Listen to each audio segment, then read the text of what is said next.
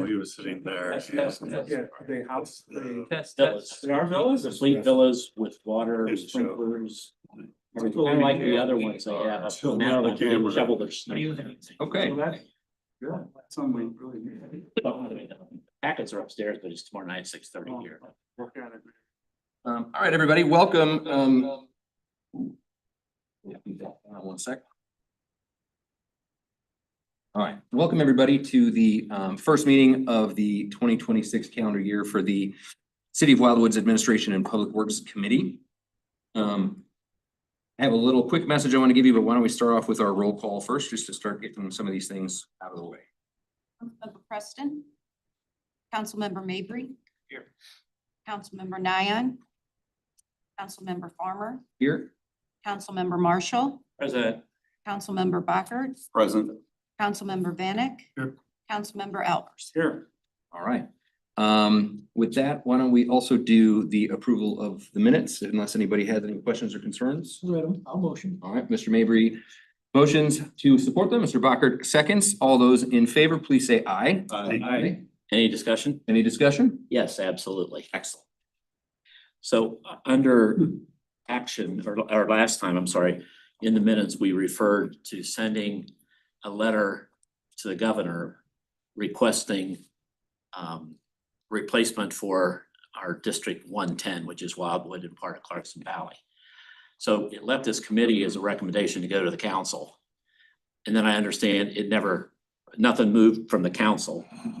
And the idea was, well, that really is not gonna matter. But I still think if this committee feels that a letter from the largest constituents in the 110 district, I think we should rethink that. As it stands by law, he does not have to do anything, but he made that rule. And I'm not saying I disagree with it, but they don't just appoint somebody now. They would run, but at this point, we could get a special election, which right now we'll wait for a primary and then a final election in November. So for the entire legislative session, we have nobody. And whether it does any good or not, I personally would feel better about it. But that was a motion we made last time. And in the minutes, it said we were gonna do that, but I don't think we did. So my only correction in the minutes would be if the group agrees to that, I think we should. I think we did motion out to do it, and then there was some conversation that it wasn't really a legally viable thing anyways, which is somewhat beside the point. I mean, I think it's important that we, at the very least, voice for our residents that like. He didn't have a problem calling us when he was running for governor. It's true. So, How much, do they come back in session and? they're already They're already back. now. Okay. So right now, anything that will happen, we won't have anybody vote for us. Right, well, we never did. Anyway, so that was I don't know. So do we need to change anything? We didn't. Can I answer next? Then we can, yeah. Minutes, we didn't do what we said we did in the minutes, so. So in the original motion, and it was based off some research that was done that, hey, the state statute states that once the governor is notified, and the question was more so regarding, and this is not, the department's not disagreeing with sending this letter. I think it would be a good thing to do, but in this case, we were looking at how this letter could notify the governor and then force him. It says, do it promptly to put a special election on the board. That said, when we looked into it from the legal aspect, is he has the right, even if he did get this due notice, whether it be from us or from the individual that resigned, that could technically go forward at the next general election. That was what the state statute found. But tonight, and now the motion was conditioned on that having a legal justification. If we're able to do it as a city, then let's do it. And that was going to be prepared as a resolution. But instead, in lieu of, we could still prepare a letter of protest that states that we understand that we do not have that representation at the state for an entire legislative cycle, and just make sure that's on the record with the state. I think since we didn't do the first, I think we should do another letter, and I wasn't trying to tell him what to do. I would just say we're requesting a formal request from the city to the governor that we would like consideration on a special election, considering that we're 85% of the district. So that was that was the motion. Yep. Was to request to have a special election for the lost state representative. Jason seconded. Voice vote was taken affirmative action, so. So do we need to So it sounds like from a minute standpoint, we did what we were supposed to do. It didn't bounce up. So Now that we have in the current minutes, we can just say that we're going to do it for this next meeting. And it would be, and since it doesn't have that legal trigger to it, we can do it, if we can have another motion tonight to say, go ahead and draft the letter, and we could take it to the next council meeting. I'll make the same motion then. all right, Jason. I'll second it. Jason will second it. All those in favor of redoing our letter, please say aye. All right. Aye. Anyone opposed? Any abstentions? Oh, Mr. Vanek, you're opposed? Okay, Mr. Vanek is opposed. Excellent. Okay. Meeting minutes passed then, everybody's good? Fine. Amy, did you get the vote to pass the minutes? Perfect, okay. That'll bring us to our public participation section. Right before we get there, though, I do want to just add something quickly. My voice is a little iffy here this evening. I'm recovering from whatever the most recent plague is that is affecting everyone. But I do want to say, as I mentioned at the top of the meeting, this is the first meeting of the year. It is also the first of the last 4 meetings, theoretically, of this grouping of the committee. It is certainly possible, with the exception, I guess, of Mr. Preston, who won't be returning to the council at all, that we could all be back in these seats again. None of us may be here. Who knows? That's up to the mayor. But I did want to say, we've tried to do this, I think, last year too, that, as we get into these last couple meetings, I think my goal here as the chair is to get these items that we have sort of the contextual information on done, or things that are feeding off of those, so that we don't have to try to get whatever percentage of new people up to speed on these things, and we can kind of start fresh. So in this evening's agenda, it is pretty thick with some things that are important and things that we all are understanding of. So you'll just kind of see that refrain as we go through this stuff. That's not to say if something pops up, we can't address it, but we want to try to close out this business before we start a new group, because we're just going to start for a new group of people, at least in some form. So Councilmember Nyan messaged me and let me know she was gonna run late this evening. I do have a quick question. I know we have some guests in the audience, gentlemen. Anybody here to make a public comment, or are we just here to observe? One? All right, why don't we start with that? If you have not made public comment before, it is similar to that in the city council. Just state your name, where you live. Tries to keep it to 5 minutes. It's a way for you to speak and us to listen, not really for us to engage, if that makes sense. Good. After you. All right. Happy New Year and good evening, everybody. Michael Sherman, 175-117 Summit View Place, Ward 6. Appreciate the opportunity to talk to you tonight. I will be brief. So I lead a group of bow hunters called Certified Bow Hunters, and I know what you're thinking. This isn't on our agenda tonight, but it will be down the road. So please pass on our information to them, to whoever may be sitting in your seats for the next meeting. I've had over 10 years experience working with our neighboring cities and property owners to manage deer effectively. And we obviously want to help as Wildwood starts to develop their new deer management program. The bow hunters behind me are professionals. Luckily, I'm the only one speaking tonight, but we do come out in groups because we're supportive of each other. And we are hoping that this can be a collaborative effort. On the 29th or on the 19th of December, we delivered to this group, hopefully you all seen it, a proposed framework for what Wildwood might consider. That again is based on what a lot of our neighboring cities are doing. So please, if you would, take a look at that. And then as we move forward, again, we would love to be collaborative in that effort so we can find a viable deer management solution for Wildwood. So I have this evening. I appreciate the opportunity to talk. Thank you. Thank you. What's your name again? Michael Sherman. SHERMAS. Okay, gentlemen, anybody else? No. Okay, excellent. Well, before we get into the meeting, as I said, Councilmember Nyan messaged to let me know she was gonna be a little bit late. I re-looked at our agenda, and as we have some items that are kind of a little bit more weighty, I thought unless there's an objection, perhaps you guys would consider reordering this so we can kind of take care of some of the easier stuff before Tracy gets in.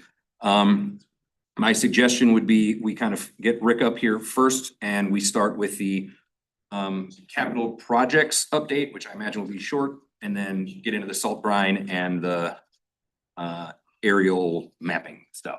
You need a motion to change the agenda? Yes, so basically, we're gonna flip Public Works and Admin, and then I'll reorder it as we go through. That makes sense? My motion. Awesome.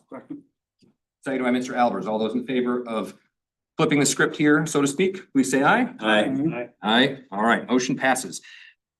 Mr. Brown, let's flip over to you with Public Works. Let's start with our capital project status update, please. Council members, I prepared an update for you for this month regarding the capital projects that we're working on that are underway or soon to be constructed. If there's any specific questions about any of those projects, I'd be glad to entertain them at this time. Did add the much as we know as far as the street replacement project, it is being bid right now. Which of the subdivisions that we plan to do work in the memo, if you're curious, as to what your subdivision is included, assuming it's a public street. And then the asphalt street project will bid next month, so you should see in February the concrete street project. And then following that in March, you should see bids hopefully for the asphalt resurfacing projects. All right, any questions or concerns? Excuse me, on those projects? Mr. Mabry. Really getting close to February 1 on the shared path on Old State Roads. Really enthused with that project. It's a matter of safety for me more than anything else. Are we gonna beat the February 1? Are we gonna be right on time, or is there a wrinkle? There's no reason to believe it will be delayed at this point in time, so no, the contractor's getting their permits pulled and ready to mobilize and expect them to be on site about that time. As the construction manager of record, then present accounted for. That's the other big issue. The fact that the construction amount is just shy of $1 million, or just a little tiny bit over.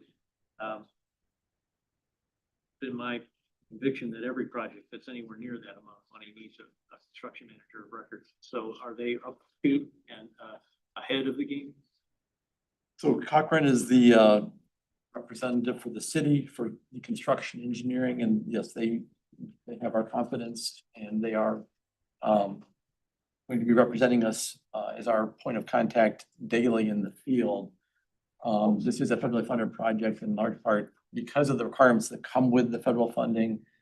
That's what necessitates us in large part bringing in a group, Cochrane. So they are extremely helpful in making sure we complete the necessary documentation, the daily paperwork, reporting that's necessary to show MoDOT that we're doing it correctly and then get reimbursed accordingly. They're very much up to speed, and we've been in communication with them, so. Thank you, Director. Mr. Marshall. So, Mr. Brown, a question on the Valley Road improvements. I know we approved the company to do the acquisition in August. How are they doing? Well, unfortunately, they have been a little bit delayed because we are still working through MoDOT's approvals. Essentially, MoDOT has to approve the preliminary plans, which includes all the environmental reviews that go with it. So we've been finding that this is not new. It's just been a struggle on pretty much every project to get MoDOT's environmental reviews completed and then get the preliminary plan review approved immediately following. So that has been working through its process, and I believe we're getting very close to getting the necessary MoDOT approval. So you don't see them coming back now 6 months later saying it's gonna cost more? I wouldn't expect that, no. Okay. I mean, what happens when we start talking to property owners, then all bets are off, but no, in terms of the appraisals that'll be done, no, because that work frankly hasn't started yet, so. Thank you. All right, anybody else? Okay, moving on. Our salt brine pre-treatment pilot program.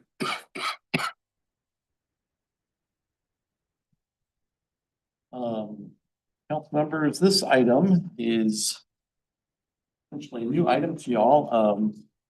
I wanted to bring it to you. This kind of came together over the last 30 days or so. Well, maybe the last 2 months. We met with our snow contractors back in November. It was essentially a pre-season kickoff meeting with them to make sure we were all on the same page, talk about any changes, things like that, get them ready to start work. And I'm glad we did because we had some storms. But at that meeting, we threw out the idea, we have kicked around the idea of using salt brine on our streets for a while now. And we threw that to our snow contractors at that meeting. After we wrapped the meeting, a couple of weeks later, Jacob Hill, who's with T Hill Construction, let us know that they're very interested in performing that work for us. And Jacob does a really great job for us. He'd done some research on it and had located some secondhand equipment, sprayer and tank that he could equip one of his trucks. And he'd researched the cost of acquiring brine, purchasing brine. So they feel very comfortable they could get a truck equipped in short order and put us in a position where we could start pre-treating roads. Now, I think ultimately, I guess what we would like to do and what the recommendation to you all tonight is to move forward with T Hill Construction regarding pre-treatment as a trial run this winter. The equipment would all be acquired by T Hill Construction. It wouldn't be city expense. So they should take the risk and he's comfortable doing that. I think it's all told less than 10,000 to acquire the brine and the equipment at this point. So it's not real pricey to get started with one truck. The thought being we'd start with one truck this winter, dip our toes into it, see how it goes, learn, and then essentially report back. And maybe by end of winter, we had enough experience where we could consider maybe going into it to a larger degree next winter and make it one of our items under our right-of-way maintenance contract bid. And so it could be a situation where we had multiple trucks with multiple contractors doing it, or it could be maybe we decided it just doesn't work. So try it and get started with one truck. And back in my mind, I'm hoping that if I go this direction, we don't have any more snow events. But just kidding. Mr. Albers. Rick, are surrounding communities participating in this kind of effort? Yes and no. Baldwin's doing it, and they've been doing it for a few years, and we've met with Baldwin. DePere is doing it more recently. We've had some discussions with DePere. My understanding is Chesterfield has not started doing it. I don't believe Ellisville has. So it's not 100%, but probably closer to 50% maybe. I would venture to say a lot of the bigger ones are doing it. And they are seeing a reduction in salt usage then with this? Well, I'll be honest, I haven't asked them for specifics. Ones that are doing it seem to be continuing to do it, so I'm assuming that they're finding it to be beneficial. MoDOT is doing it as well. Don't know if St. Louis County is doing it just yet. Commercial. So we have one truck doing it. And do you have a plan as to which roads are the worst that we would go in brine? Because you can't do the whole city. So you're gonna have to pick out which ones and then compare how much salt we did last year versus the ones we did to brine. I think it's a great idea. I just think that part of the challenge you're gonna have is where are the worst parts of the city, or where would be the biggest advantage of putting the brine down? So the thought was initially, at least, so we've got our roads, there's two things. One, we do have a need throughout the winter to treat or salt like bridges primarily and other areas of concern. So depending on the forecast, we'll go out, have a contractor run a truck and salt bridges, areas that could freeze up, that kind of thing. So those areas we could treat for sure with the truck, with one truck. I think that would work fine. So I think it would be very helpful at the minimum to be able to do that, because the salt brine would be better than putting down rock salt, just would. The second thought is we have taken the time to divide our streets into 3 tiers, and we have essentially the arterial routes, and then the arterial and the collector routes, and then the local streets. So we'd start with the arterial routes. And that's what we haven't figured out exactly is how many hours it would take to get all the arterial routes done. So that's what we would find out. And I think the other issue would be then the other contractors that are responsible for those roads should be aware that it's been brined. Yeah. So they don't run out and put salt right on top of it. So I think it's a great project, but I just think we really need to monitor it to figure out how do you do it with one truck with as many miles of road that we're trying to cover. So Again, ultimately, I think we figure we'd probably need more than one truck. totally agree. Um, Yeah. And I don't know if that's 2 trucks or 4 trucks or what, but that would be kind of the goal to figure out exactly. Say if we decided we need to be able to do this in 4 hours, how many trucks Probably don't need to do all the roads, but we probably would want to do the collectors and the arterial routes. Anybody else? So, yeah, so statistically, like, I guess the question is, how is this better? Is there a cost savings on plowing and salting? Is it safer? There has to be statistics somewhere on why people are doing this. Well, yes, there are studies that will show you that you can save money, that it makes your snow removal more efficient, and it also makes the salt essentially work better. So you can reduce the amount of salt you use, which equates into direct savings there. But if it makes our removal easier, we spend less hours out there on the road, so we save money there too. So I guess the next subsequent question is there a way to quantify that? If we say we're gonna do it in this area for this year, can we come back next year and say, wow, that worked great. We saved this much money, we saved this much time. That's gonna require me to give a little bit of thought in terms of how I can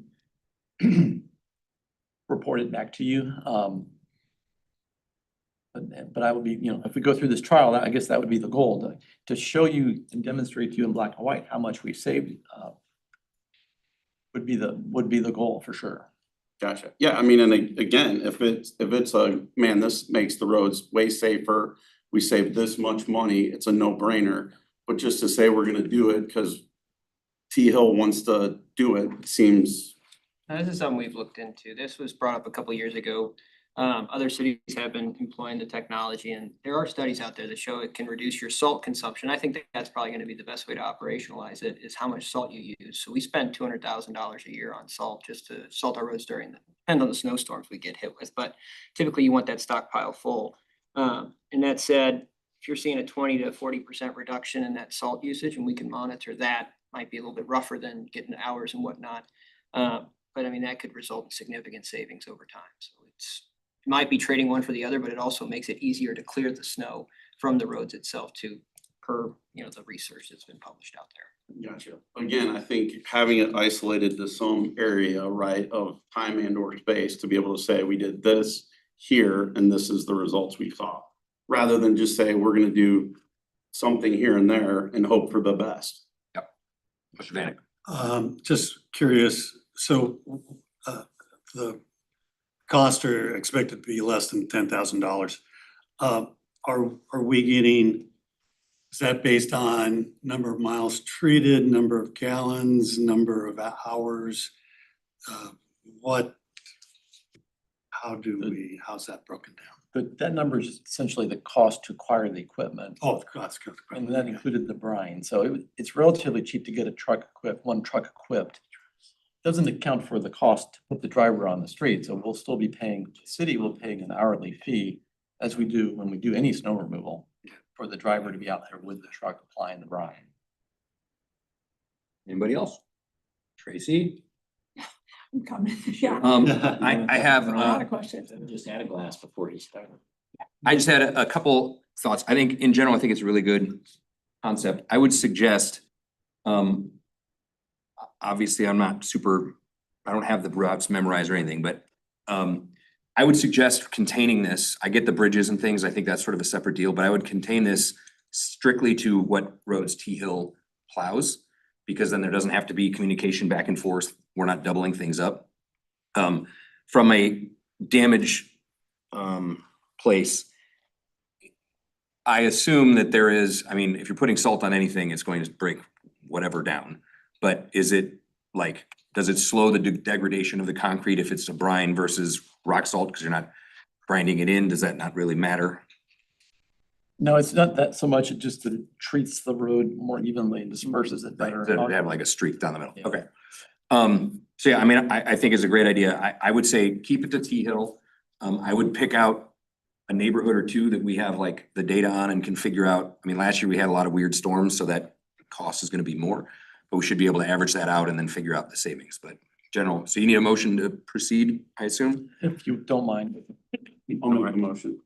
Motion to proceed with the test program is made by Mr. Bacher. Anybody care to second it? Seconded by Mr. Albers. All those in favor, please say aye. Aye. Anyone opposed? Any abstentions? Excellent. That motion passes.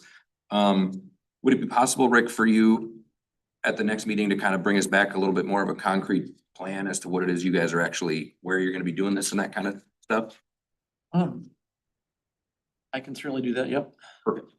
Okay, that brings us to citywide digital mapping and aerial imagery project. Going backwards, Tracy, you weren't here for that.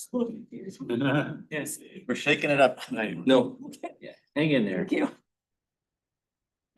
Chair, are we going backwards in that regard? We started with the city capital improvements and then we jumped down to, I noticed that we jumped down to the brine. yeah, so I'm just kind of trying to, because of what we have coming up, I'm just trying to get these ones that shouldn't really take very much. Gotcha. Oh, gotcha. Yeah. So, Easy one, the latest. Got it. yep, so that brings us to the mapping. Who's got that one? Rick, I assume? Yes, thank you, council member, committee members. This next item is a new item for you and, historically, the St. Louis area, we've had a project to acquire aerial imagery through a company, located in Chesterfield Valley called Surdex. Essentially what they've done is they've gotten together what they call a consortium, say the word. Basically, we get all the interested governmental agencies in St. Louis County area that would benefit from aerial imagery together and try to split the cost in an equitable manner. And so they've done this a number of times over the years, and they're proposing to do it again this year in 2026. So they've reached out, a representative with Surdex has reached out regarding the city's participation in the program. And it's a nice thing to do. The imagery is very helpful to have on hand for staff to use, actually to use for projects, for permitting reviews, things like that. It's also good to have on hand just as archived historic data that in the future, if we have up-to-date aerial imagery dated to 2026, you can go back 10 years later or in the future and look at it and know what the situation was. So it has a lot of value from an archival standpoint. In addition, I'd like to get contours of the citywide area on top of the imagery. So that's even another step beyond. And the contours will be 1 foot contours, actually a level that is suitable for engineering from.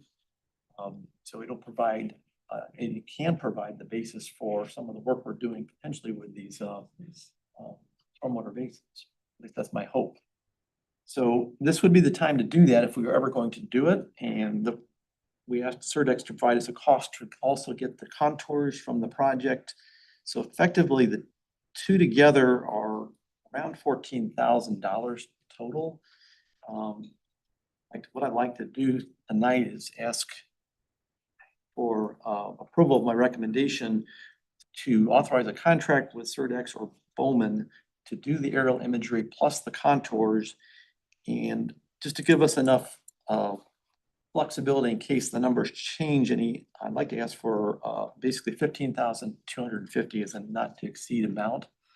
And that would allow us to acquire the imagery citywide as well as the 1 foot contours citywide as well. That work would start relatively soon with the flying because they like to do it in the wintertime, usually February. And then they will follow up with the actual imagery and the contours later in the fall. So with that, I'll wrap up. If there's any specific questions. Shavanik. Yeah, except for the 1 foot contour thing. I mean, the county has GIS, correct? Or GIS. We have So, access to that too. But beg your pardon? we have access to that too, and we pretty much take, that's our base layer that we use within our GIS application. So I get, it could be useful for, the storm water issue. Yeah, but why do we, it seems perhaps a bit redundant with the county for the rest of it? I don't know. You tell me. Well, again, if we pay the money, we get them, we get ownership of them and we can actually allow others to use them. We don't have that ability with the counties.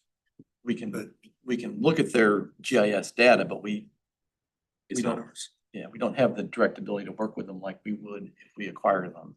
You can't use their information to do what's necessary for what you have to do with. So when we buy the images, you can actually load them into other programs. You can load them into CAD programs. You can put them in the background of any kind of software that you like. Because you own them, but with the county, we don't have that ability. So you have more flexibility to utilize them and work with them if you own them. So by paying, we own them. Okay, and the 1 foot contour thing, which seems like it could be useful, but if it comes down to actually designing water retention or something like that, they're gonna have to send people out, or correct? Yeah, if we were actually. You're still gonna send people out and survey a site, and this won't be sufficient for that, or will it? I It don't know. depends on what you're doing. For a lot of things, I think it would be satisfactory. The level of accuracy they're getting now from the aerial imagery is much better than it used to be. In the old days, you would say, no, it's not satisfied. It doesn't satisfy the accuracy that you need. But this is a 3-inch accuracy essentially, and it's good enough that it would be usable for most engineering purposes. Yeah. So you likely still would require to do a little bit of field survey to get elevations where you had critical points that needed very specific elevations, but for general grading, it would work just fine. So this is, it helps you out with your job. Oh, yeah. Yeah, No, it's lot. a Is it- tool. Is it time savings, obviously? It's a huge benefit in terms of having accurate data that you can have at your fingertips to look at when you have issues that need to be reviewed. Permitting is one of the biggest ones. We could even make this available to property owners to utilize for permits. It's one of the issues that comes up is when people are doing projects, we tell them we want an engineered plan and they don't like it because it costs money. Well, hey, we can help you out, folks. We have this imagery, we have this data. You can use it for free. It helps with HOAs too. That question comes up a lot on what's Yeah. going on. All right, Ms. Diana. Quick question. So do we know if the engineers or consultants or contractors that we use will accept this information? Or are they gonna come in, like sometimes people say, well, you have that, but we need to do it ourselves because we're the ones that are standing behind it and we need to make sure that we did it. So the information is correct under them. And then if we give it to them, I mean, when they're bidding, I'm assuming they're taking that cost out. Like if they're not doing it themselves, are they just still saying, here's a $10,000 bid, even though they don't have to do that part? I mean, I'm hoping it would be broken down that like, okay, now we're saving this much because you don't have to do that because we're giving it to you. So correct, it would be an item of work essentially that they would not have to do. So in theory, you would save money. You wouldn't be paying a surveyor to go out and replicate that work. You already have it in hand. Again, they would have to make the judgment in terms of what they were looking at and what the project entailed, whether they need to do some additional very specific surveying. But typically, and that's not unusual, frankly. On larger projects, you'll get your data from aerial photography, photogrammetry, and then you supplement it with field survey. That still could be the case here, but the accuracy is good enough that it's suitable for general grading and design. That doesn't mean if you're trying to design a stormwater basin, you may need to still have a survey in the field to get specific elevations of a structure. That's still gonna happen, but by doing this, you're reducing the overall effort, you're saving money. Yeah, the engineer would have to look at the project they're doing, make that determination of if it requires supplementing and how much, likely it really just depends on the project. Anybody else? Mr. Marshall.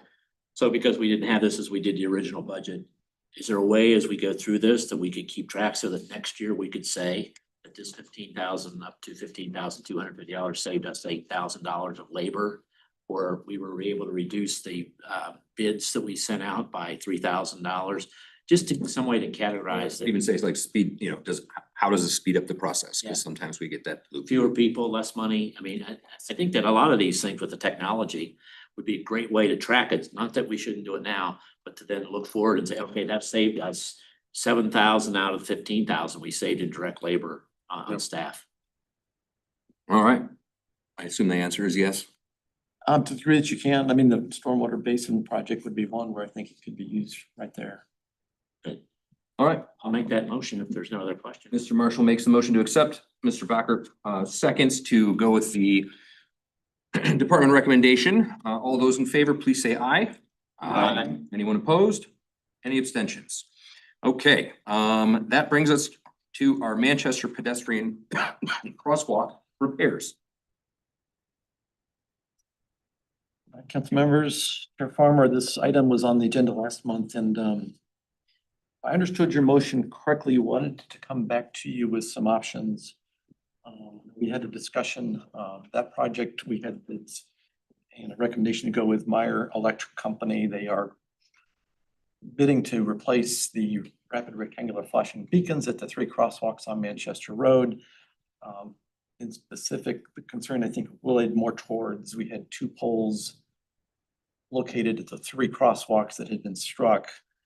And I think there was concern about, does it make sense to replace those poles? So the one I know that we talked about was the crosswalk near Cherry Hills Meadows Drive. That location there, the pole in question was in the median.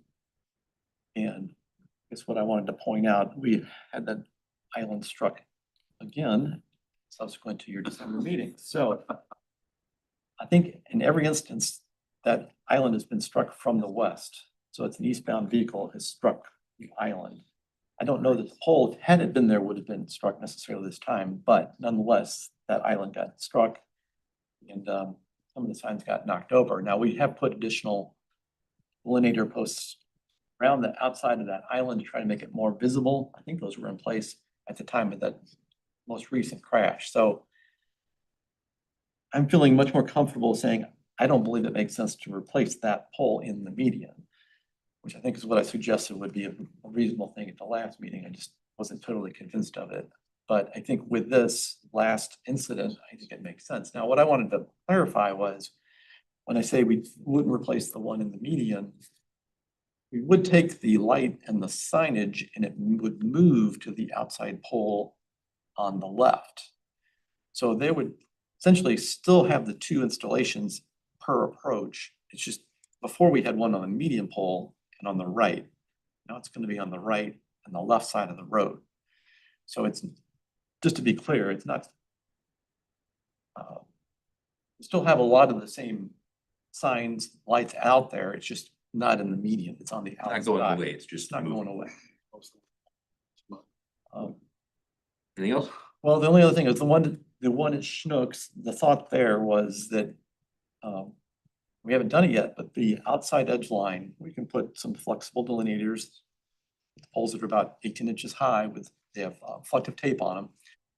We could mount those along that edge line in advance of the crosswalk. To hopefully make it more visible, improve the conspicuity of the location. And then I think looking at that location too, so we were going to replace that pole on a new foundation. So the thought would be, let's move it further away laterally. So I think by moving it away about 3 to 4 feet, in theory, it should be less prone to being struck at that location. I don't think we've seen the history there. But regardless, it would make sense. And I think we'll have to look at it more carefully for sight distance to make sure there's no issues there. But if we can move it away from the road outside further 2 to 3 feet, maybe 4 feet even, in theory, it's going to be less likely to be struck at that location. So those are the 2 suggestions that I had for the other crosswalk. All right. Any questions or concerns, Mr. Alvarez? Well, I thought we talked about maybe beefing up the bases of these things, so these poles can't stand getting hit by a car, but if they had maybe a heavy duty base where the pole went into, the car may take more damage than the pole. And I didn't know if you were able to look at anything like that, because it seems like this pole's gonna repeatedly keep getting, We'll have to that would take it out of the middle of the road. I mean, theoretically. you know, I'm still thinking it might be proximity, but okay, I'm Swerve to miss that. I'm just wondering if there was anything. And I For a kind of base. referenced that in the memo. So could we build a foundation of a base that extends up, that if it's struck, yes, we could do that. But you're kind of going backwards there because you're essentially putting a hazard in the road, on the roadside. And that's really not what we should be doing. The poles are breakaway for a reason. We want them to break away. Sure. You put a hazard out there, you're increasing liability for the city. If somebody does hit it and they get injured, then you cause that accident. And I think you might have said, are the people that are hitting these poles, are they getting charged for them? So yes, that's the hope. When they have a police report, then we have the ability to investigate. And especially if they have insurance coverage, then we go to the insurance company and we get reimbursement.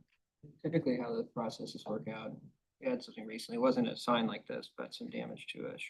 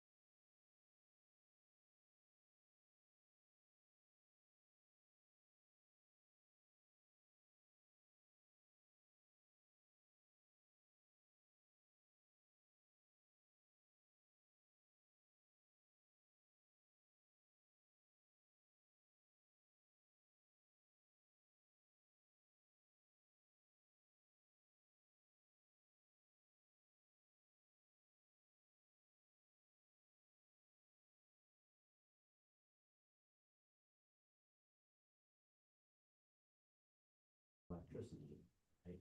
Because they have a sign on. Well, they're shoulder powered, so, but there's batteries, that's part of the project is we're. Is there not a device that when somebody knocks it over, it could give you a date and time and then you could go back to what the cameras say if the lights and things like that, or? I mean, it just seems to me that that's a lot of money. And nobody wants to take them out and have people have car crashes there. But imagine somewhere, someplace in the world, somebody selling something. That would be. Yeah, it's driving. Coming your way. Mr. Vanek. The delineators coming up to the crosswalk that you were talking about. Are they on the right side coming up to the crosswalk? So, yeah, and perhaps I wasn't very explicit there. That's the Schnucks crosswalk. It's traffic approaching from the west, eastbound traffic. So, yeah, it would be on the right side as you're headed east. Is there a bike lane? There's an issue with the bike lane? I don't It'd be on the outside of the bike lane, yeah. Oh, okay, yeah, so bike lane still has access. Yeah. That's the only question. Anybody else? Anybody care to make a motion? Mr. Bacher, I'll make a motion. to accept the department's Yes. recommendation? All right. We have a motion to accept the department's recommendation with this new plan. Anybody care to second? Second by Ms. Nyan. All those in favor, please say aye. Anyone abstain? Anybody say no? Perfect, that passes. Okay. Last one, looks like, I think here under Public Works is our federal funding application for Bridge 3-107 on Wild Horse Creek Road.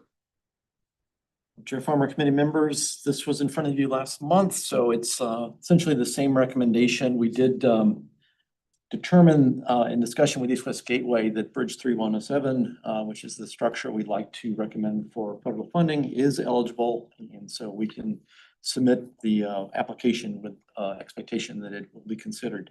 So tonight we are asking, we are making a recommendation, a final recommendation to the committee to move forward with the federal funding application for Bridge 3107 on Wild Horse Creek Road. The numbers that we're looking at included in my memorandum, essentially the total cost of the bridge structure is $1,120,000. Essentially, we're going to ask for 80% of our costs to be reimbursed for construction, implementation, construction, engineering, and right-of-way.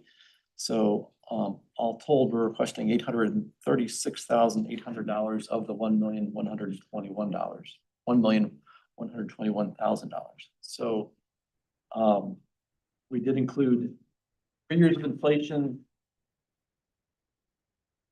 at 4% a year, I believe, in those estimates. We also have a 10% contingency incorporated into those numbers as well for the construction costs.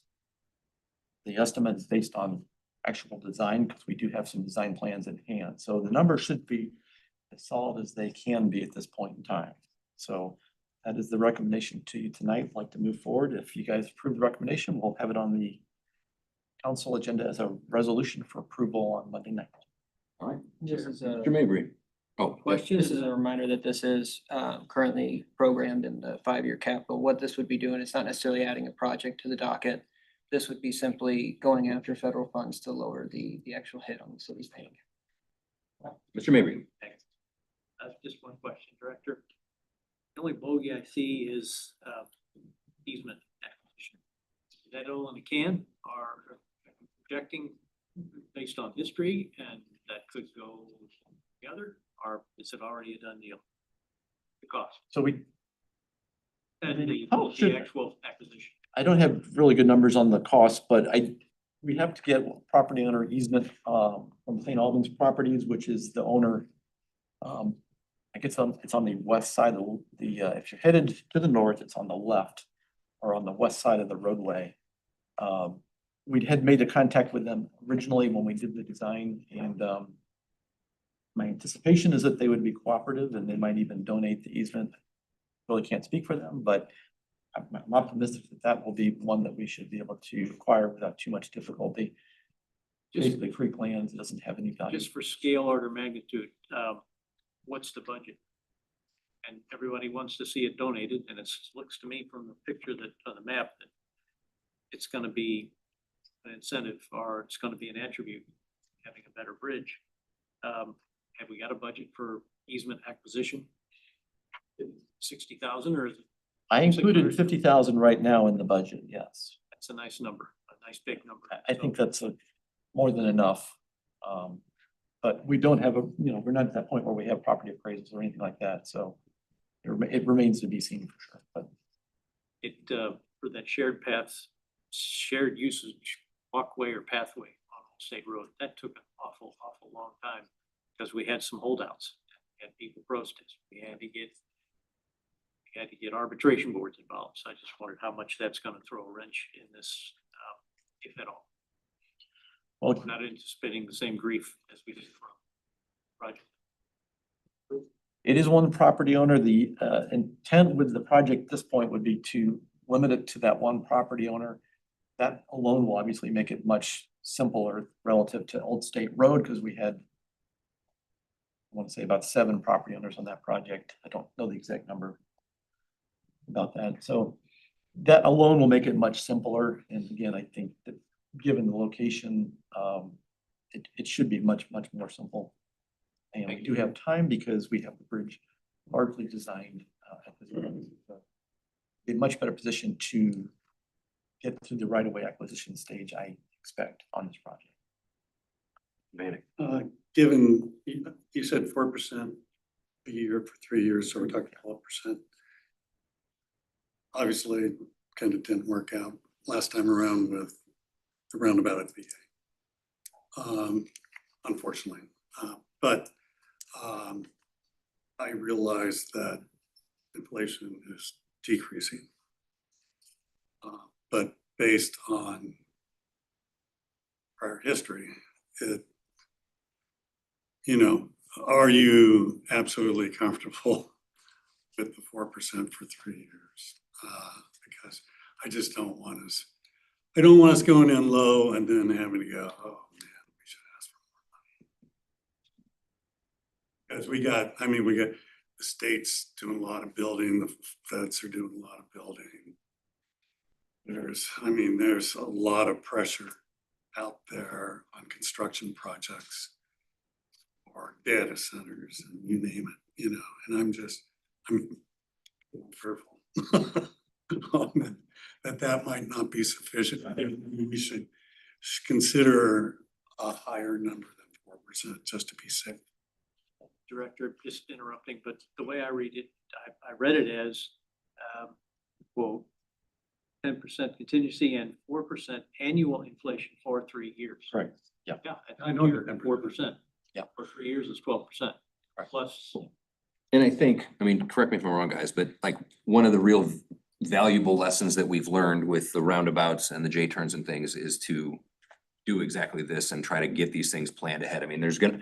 There's always the possibility that something even goofier than normal will go on, which is what we ran into when the state decided to pave every road imaginable, and so that drove everybody's costs up on our end. But I do think that this is a really nice. It seems to be as good as a way as we can do this at the moment in the most realistic way. I do think it's important, however, of course, I think in agreement with Mr. Vanek on this, that, one of the drawbacks in some cases to going after this funding from the Fed or the state is it does start to alter our timeline on things. And so if that starts to get pushed or drift beyond our normal scope that we're talking about here, we probably want to try to find some kind of trigger or whatever you want to call it that brings it back to the attention to go, hey, we approved this and we're in it, but this is what it's looking like. Because what at least I learned through these last things is once we make this application and get it, they don't care if the price changes. It's up to us. That's correct, yeah. There was the So one time where it was done for Manchester Taylor, but typically it doesn't. so I would just suggest, and I don't know what that time frame is. I think if we're approaching year 3 here and we're still not doing anything, then we probably need to have some kind of another conversation, I guess. I don't know what it would be, but something. All right, anybody else or anybody care to make a motion to present this up to the council? Made by Mr. Mabry. Anybody want a second? Second by Mr. Marshall. All those in favor of accepting the department's recommendation on the federal funding block for the Wild Horse Bridge, please say aye. Aye. Anyone opposed? Any abstentions? All right. Chair, do you mind if I add just one more thing there? Nope. I just wanted to add in the component and we've accounted for potential fluctuations in the construction market, but I also wanted to point out that when you do the application for this funding, they are looking at that price, if whether or not you're gonna get approved. So that's just something we have to keep in mind too. For any of the projects we wanna go for federal funding is it's kind of finding the sweet spot between being realistic with the inflation numbers and the contingency, but also making our application competitive to the other fish in the sea, I suppose, that are out there trying to Yeah, get funds. At the end of the day, it is a competitive process. So if you ask for more than you really need, you may not get it at all. So you don't want to be unrealistic. You want to be as realistic as you can in your numbers. Recent history, Well, I would say on Old State Road, we did quite well. It's true. on the roundabout. On the Old State Road shared use Oh, path oh, oh, project, we yeah, did quite that well. was fine. So we have that as well. Yeah. But on the roundabout. On the roundabout, not so, but Yeah, you know. Just- I would also just suggest it might be beneficial, like when we're communicating these things out to the residents, to kind of say, effectively, we're looking at accepting federal funding, which helps from a monetary sense, but then it also changes like our desired timeline sense, so that people aren't under the impression that like, as a city, we just really want to hang out for 4 years waiting for this thing to happen. That might not be a bad thing. Okay, I believe that brings us to the end of our Public Works section, unless there's anything else miscellaneous wise or anything you want to bring up, Rick? Okay, Then, without objection, Tracy, because you weren't here, we reconfigured some things, so now we get to the really fun stuff, so we're gonna jump back up to the admin side of things. And we're going to start with the Wildwood factual record policy. Tom, I don't know if you wanna start this, or you want me to, or how you wanna do it, just let me know. I can let you kick it off, but I guess I'd kick it off and I'll let you dive into it. But overall, the idea behind the factual record policy that the chair here was kind enough to put together, and this is more so a way of having a continuity of what is accepted, say, whether it's a truth or it's more of a, actually a great example is these federal applications for projects that we might have over the course of a 4 or 5 year timeline. What studies may have gone in to apply for that funding, whether or not there might be an agreement, a supplemental agreement with an organization to fund it. Those would be, defined as the factual record, because it's really a way to look forward and see what information binds the decisions in the future. Doesn't necessarily, the council they always have the opportunity to vote no or yes, but more so highlights a way to accept certain figures or facts, which could be, we applied for that application and we're accepting that as part of the factual record. And it would kind of highlight in the future, if anybody had a question of why we were doing it, and it kind of a place to reference for certain council members, especially if they're new, to come in and be able to learn about where we're at with any given project. So it's kind of it's an interesting concept. It's kind of creating a timeline that over time will kind of develop and grow in its own thing. It's a little bit different than minutes, because minutes, you're just reflecting the outcome. Whereas the council would be making a very conscious decision through a consolidated process to define what exactly we want on this factual record. So I know that's a little bit broad. Yeah, so one of the things, this is kind of one of these pieces that is, we've done a few of these other ideas over the year, which is kind of a combination of things to solve a wider problem. So for some of us that have been on the council for a while, this kind of conversation comes up a lot. We've had it with a waterfall, we've had it with sound studies, we've had it with fish farms, we've had it with anything imaginable. And usually what winds up happening is an item will come to the council or the committee. We will all vote to study whatever. We'll pay a bunch of money to have somebody come out and study it, and they'll go, here's the results. And then by the time that study has taken place, a couple of those people are no longer there. And then those people go, well, I don't like that study and I don't like that person. So I don't think I don't believe it, or whatever it is. And so I went back in my history on the council, and the amount of meetings I had to sit through talking about a waterfall and the air content coming off of it, and however many studies we had made to figure that out. And who's the expert? And it was wild. It got semi-comical that we have a sound study person named Dr. Thunder and a water study person named Dr. Hammer. And it all sort of seemed kind of farcical and made up at a certain point. So the idea with this thing is, as Tom said, not at all to limit the opinion of a council member or to like factually alter how they may vote. As council members, I strongly believe like it is my job to vote how I think is appropriate for whatever reason. But it is important when it comes to, I think, wider debate or communication from the city when we have sometimes heated conversations, that people can feel however they want to feel. But these are the decided upon facts that we are working from. We're all going to come to our own conclusion, but we're going to jump off from the same diving board, if that makes sense. That's the sort of general idea behind it. I'm happy to answer any questions or talk any further about it, but I went through a whole bunch of different meetings and looked at how this thing just keeps coming back, and I would really love it to stop. So there's that. I'll guarantee you, we spent millions of dollars studying the same stuff over and over. Millions of dollars. One question I have I think this is fantastic. The challenge is, how are you gonna categorize those items? So for example, we spent a year and a half arguing over the size of a riding arena on private property and where it could be positioned, because it was a secondary use, but yet it was for Arabian horses and $100,000. But all of the studies that were done about how do you deal with that? But right now, unless you remember it happening, where do you go to find that? I mean, Right. Unfortunately, I guess Joe would be the only other one, but I just think those are the things where, and we literally, I know just in my years, there are some things, we've actually had new council come in and we would spend $100,000 studying something that we did it 6 years before. So there's no way that this isn't a great idea, just knowing how and where those categories would be to try to determine the amount of money and time that was put into those projects. I don't know, I don't have an answer for it, I just think it'd be fantastic to know. So the general, I thought about that a lot too. The general thought on this, and I have another issue where this conversation has come up in a different way, where this is a forward-thinking idea that can also apply backwards. So the idea would be moving forward as a council, we're gonna endorse this plan.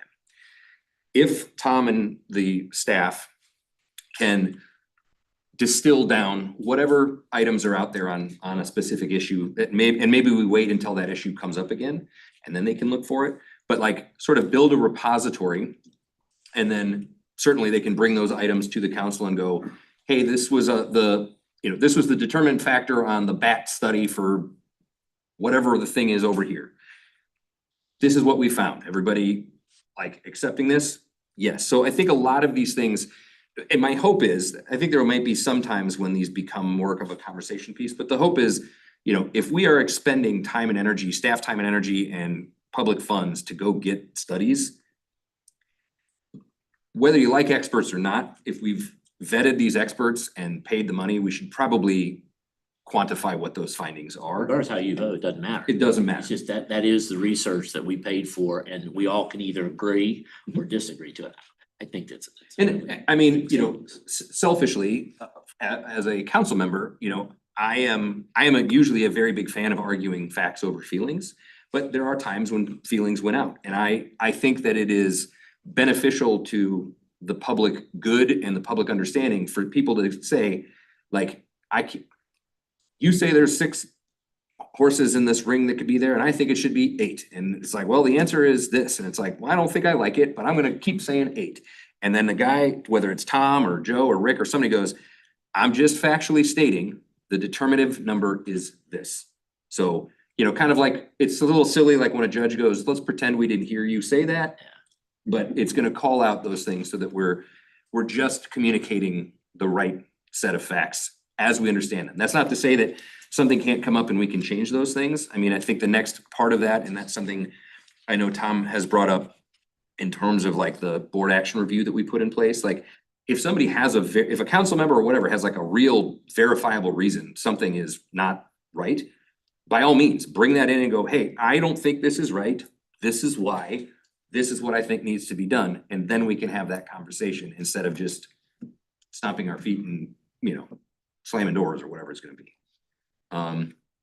Mr. Elvers. If this was adopted, make sure I understand it right, could you give an example of where it would come into play, just make some. Yeah, so I mean, the thing that jumps out to me the most, and it's only because, I mean, I know that this was an impactful thing to the people that were affected by it, but the amount of time and energy and money that we as a council spent on this waterfall situation, Okay. where we would have study after study that would say, this is the amount of bacteria or whatever it was, algae that is coming off of the top of this spray. And this number falls below the threshold necessary to do anything. And then somebody would go, I don't think that's true. We should study it again. What if the wind wasn't blowing the right direction? Temperature was wrong. Yeah, the air temperature wasn't right. The sun wasn't shining correctly that day, like whatever it was. Okay. Because what was happening at the end of the day, and as I said, I choose to believe that the people affected by that did believe that they were having whatever health situations they thought they were having. But what was effectively happening is we were expending an enormous amount of time and energy and money to have one neighbor turn another neighbor's waterfall off, which is not really our job. And so this, in a way, would be able to say, you can come up with another argument, and if you want to try to get somebody else to go out and look at a different thing, that's fine, but the amount of blue algae in this waterfall is this, on this day. Yes, ma'am. So if we do this, which I think is fantastic, and I especially think because new people, or just if it was 5 years ago, who can remember all the little details from everything? would this be something that would be, like if an agenda item comes up, say the waterfall comes back, would this be attached to the agenda, Yeah. like, here's the facts, so that everybody could see it ahead of time and review it and? Exactly. And Public when it can was see- last updated. Right, right. Yep, Okay. according to this thing, this is the factual number that we have. That is the absolute plan. So whether it's, you know, the waterfalls or Fish farm. Fish Farm was another one that was super exciting, and we're All the. counting spirals on a Stop it. propeller, like Agriculture. endless. So yeah, so anybody got any other questions, Mr. Vanek? I have some real misgivings personally about this, for numerous reasons, but,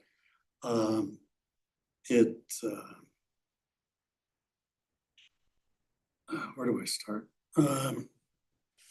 I think I'm concerned about competing studies. You know, I mean, we pick one as a majority Mhm. of the council or committee, we pick this study. But there may be another study that disputes study A. And so we're not to consider. I mean, you as a council member can consider whatever you want, but the statement of fact is But the committee can we- selected the study and this is the answer. Yeah, but so we can bring it up, or we can still discuss it at a city council meeting. You're not prevented from discussing it or bringing up other minority opinions, or are we just going with majority rule here? Mr. Bacher. So if I understand it correctly, it's the facts we know today. That doesn't mean the facts tomorrow can't change and be brought in, correct? It's really, to your point, Tracy, like, here's what we know, or here's what we knew then. And it's a kind of a look back or a library of here's everything that's happened. So I kind of agree with what you're saying, but things are gonna change over time. It just gives us an opportunity to kind of look back and say, Yeah, but well, why can't we do that right now? Why can't we go back and, Well, because because we don't have any. there's no there's determinate no fact. policy. you don't keep those studies? We keep it. You keep everything, but here's the So difference, why not? because it doesn't, because we have them, Doesn't mean we're using. people don't listen to them. And I would almost Well- say that like how I'm kind of looking at it is it's like fact is a word too, but it's almost like this, whatever item it might be, there's an understanding per this factual record that sits over here that the council has agreed that this has been, I hate the word accepted here, but accepted as a truth for the council. We're gonna base our decisions off this. Doesn't mean anybody can argue it. They could say, hey, that's wrong. And then if a majority of the council agrees, then we change, then vote, and then we change that factual record too. So it'd be like a accepted truth of the council to use as a basis for decisions. But it's at that point in time. Yeah, at that point in time. It could be, I mean, that's the thing. It could be changed. So based off- like, you could think of it this way, like we do traffic studies and stuff all the time. And so a traffic study might say, hey, there's 8,000 cars that drive down this road this day. Right.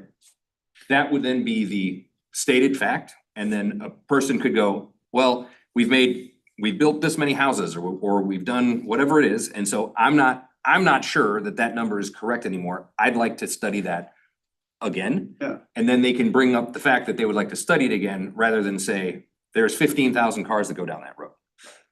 Which is what winds up happening. And to Tracy's point, in that agenda, that will be referenced and then we know. Right.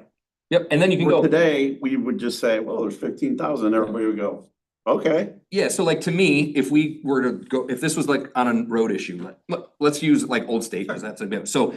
If on the next agenda item and we're gonna do something on Old State and it goes, I know this isn't true, we did the last traffic study in 1998. Then all of us would go, understand that was the number in 1998, but we're not starting this conversation until we get new information on this thing, because clearly that kind of information isn't right. Whereas, you know, if it's some other, you know, this is the number of whatever, something that doesn't ever change, we just go with that information as it goes forward. The idea is really, and this is kind of how we started the meeting, is, you know, while we are now starting to see term limits and things come in, the turnover on the council is becoming greater.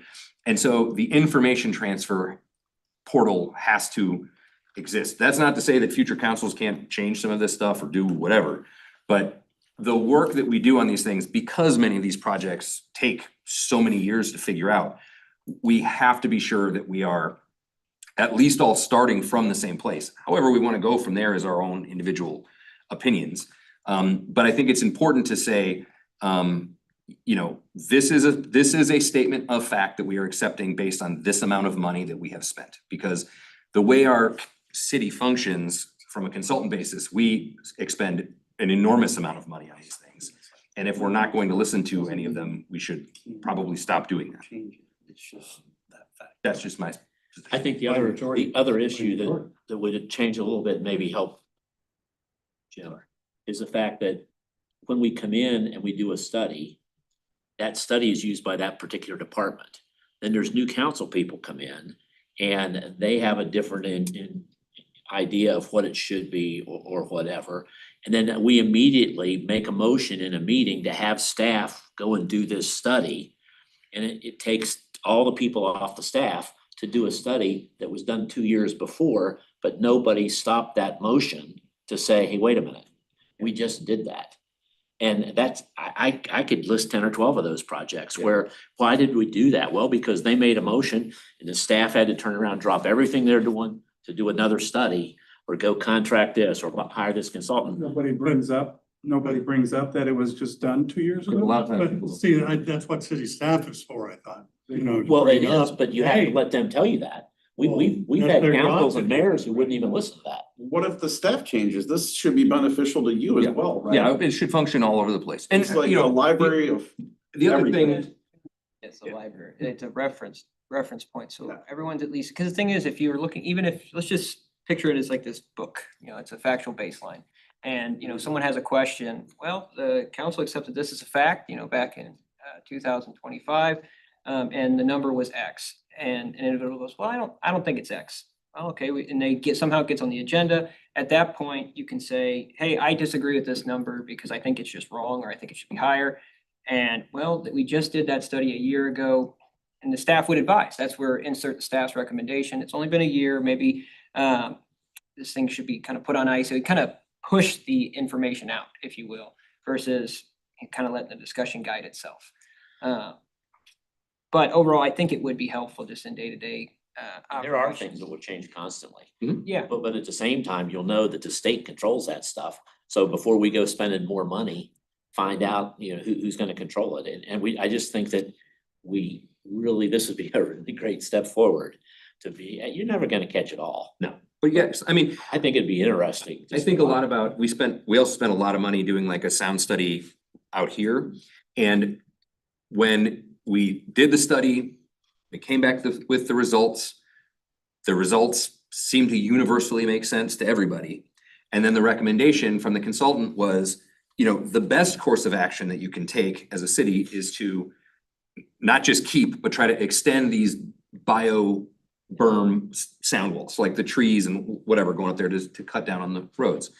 And there was a discussion about, well, the people that live in Brightleaf are being impacted by the sound. We should put a sound wall in and do that. And number one, that's disregarding the first part of the study. Number two, the highway was here before the people were. They so do that. clearly they that build was the there. houses. And so instead of that making, to me, those are kind of like logical steps where it's just like, I get it. If it was free and we could do it, great.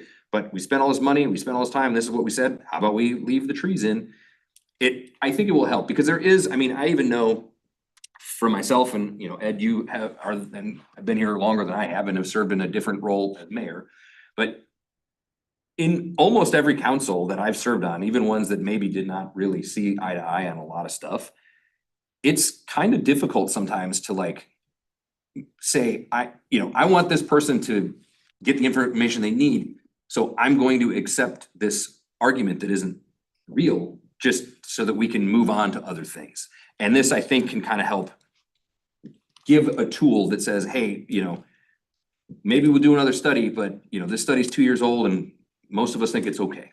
But the main goal, as Tom said, is just to have a repository of like factual stuff. Yes, sir. yeah, it concerns me a little bit that a vote of 9-7 establishes fact. With 7 people voting against, What number doesn't concern you? Yeah, but. So I'm it's asking. just, what's that? What number doesn't concern you? Well, I'm just saying that a simple majority accepting fact at one point in time, it bothers me that, you know, somebody not showing up for a meeting changes the outcome. But that's always gonna happen. That's how the That's always process gonna works. happen, but do we want that in stone going forward? That's, but you're saying it's not in stone, but I hesitate. Well, I guess to my bring- question would be, what if the number was 15-1? Is that a Well, statement you of fact? give, it would lend more credence to the decision, I would But think. not to the one person, it wouldn't. No, and the minority in our form of government, their opinion should be respected. I've been to one or two no votes on a lot of stuff. I mean, you don't have to vote, Yeah. but I mean, you have a right to represent your ward or your city. And Absolutely. I just think that's part of what, what your role is. Yeah, I hesitate to bring And this. everybody doesn't do that. I agree. Yeah, I hesitate to bring this up because it's recent history and a lot of very strong feelings about it, but the drone issue. Hmm. How do you perceive if we had this in place? This policy in place? Right. Going up to this last question about should we do the drone survey? How do you see this affecting that discussion or that outcome? Well, I think they're a little bit of two different things. So the first thing would be, leading up to the study, the question that was asked is, or I guess the statement that was made was, people felt that there was a different number of deer than what the scientific study was saying. Ostensibly. Sure. So if we have a statement of fact that says, the position of the city, because this is the data that we've paid for and the process that we've had accepted, is this is the number of deer. It falls within this range. You are free to have whatever opinion you want to have on it, but the stated fact from the city is this. That then would instill, allow somebody to go, well, I have some concerns and I think that we should do, I don't like the methodology that, it's not just like, I have a concern. It's, I think that number is incorrect. Here is my method to fix it. It would be, let's get a drone study going, okay? You make that motion at the meeting, that motion either passes or fails, like as it normally would. What the motion then becomes in terms of this is not a new, it is technically, in that case, I guess, a new deer count, but it is to validate or invalidate the number that was the original number. And so as that played out, Tom, help me out, what did that study do for us? It validated it was within the range. It locked that number in. So now we have a double validation on it. And then we get to go, okay, so we had a number, we all said this is the number. We had a concern, we vetted that number held up a second time. Now, as a council, we're going to say, in theory, I guess this appears to be the number. And now that statement of fact becomes, we can argue about whatever elements of this we want, but the number of deer is what the number of deer is. Another thing on that same topic is that speaking of the range, what that can truly do for this specific instance is that you did the extra study, then came in and showed that it was at, let's just say, in this case, it was 42. And the other study showed there was a range between, I think it was about 34 to all the way up to about 90. The council's then accepting that range if it's validated. But then the other side of it is that the council would be then accepting also that what is the floor, which would be the more important piece there, is what is the number that, the minimum that it could be. Right. And now you've got two different data sources with the range, showing that your minimum's this, I think it was 34, and then the other one is now showing the most conservative was 42. The council can decide which of those two they would like to decide on as the base. Okay, so my concern is that if this policy passes, that it's an enormous fire hydrant of cold water on the minority. This is the facts. Facts are. These are the facts. Okay. And whether they're 9-7, 15-1, however it came out on the vote, it is the fact, and it quells, it silences to some point the minority opinion. And that concerns me. And there was something else I was wanting to say here, I'll think of it later. It doesn't preclude the minority from being heard though, right? So like, I guess that's my say what point it is, is. that's just, People are gonna be hesitant Also, to do what? To vote to no? dispute it, to be concerned to bring, because for me personally, if you don't. no, If you don't mind, good yeah, discussion. the survey, confirmed Well, what we thought, but it did bring out some interesting things for me that I was unaware of, and I think just that alone, for me, was totally worthwhile. And that was the non-participation of certain landowners and certain homeowners associations in the process, and how the deer are concentrated in these areas, but yet wild buffalo wanted to go into areas that were previously culled and take out more deer, which just didn't seem right to me at the time. That why are we culling from an already thin herd when we should be able, when we really want to go into those dark purple areas and thin in there, but we can't get in there. Well, So it's a huge, Let me- but let me to ask me, you it this, was, though, because it was to me, that's, eye opening to to me me. though, that's two different things, because what you're saying is the study, the argument that is being made originally is this information is incorrect. Sure. What you are saying, if I'm hearing this correctly, is that information was not in fact incorrect. You just now have a different interpretation of how that information needs to be utilized. Yeah. So It was worthwhile. the state, but it doesn't change it that while I appreciate, I mean, and I'm not at all putting this on you, I'm just using Sure. this as an example. Sure. While I appreciate that is helpful for you to get that information, Oh, yeah.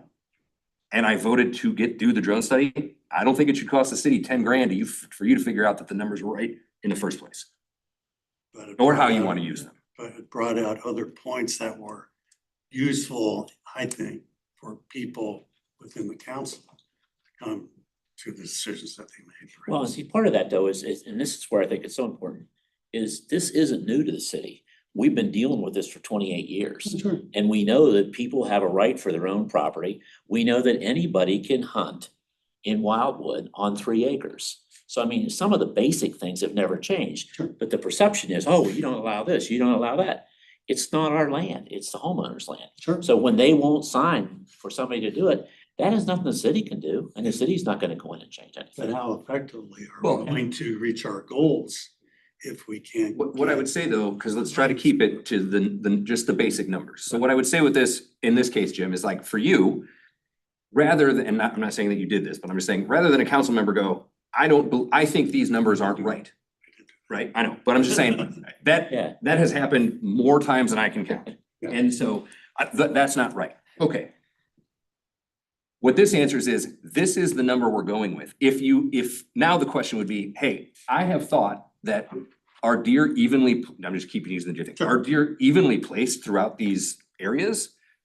Because we're using averages and this average range is this thing, or there are some places where there might be no deer and some places where there might be whatever, what was the high number, like 150 deer or something?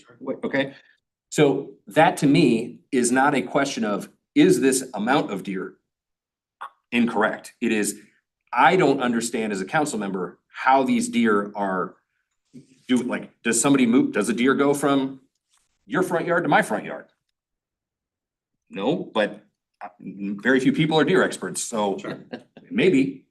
So the idea is not to think of this, genuinely, not to think of it as, hey, I have some questions about these numbers. It's just to say, I get that you're saying that there are 42 deer here and we started there, but does that mean there are 42 deer everywhere? Or does that mean all of the deer live here, which nobody can go to anyways, because this specific homeowner won't let anybody in? Sure.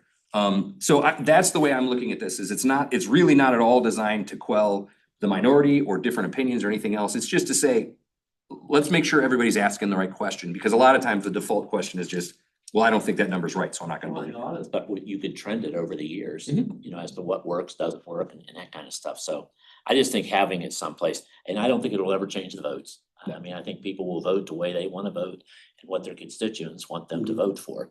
But when it comes to how we're spending staff time and how we're trying to chase things, then I think that becomes a big waste of money for the city. All right, so we've talked a lot. Anybody else have any questions, concerns, or care to make a motion to proceed forward?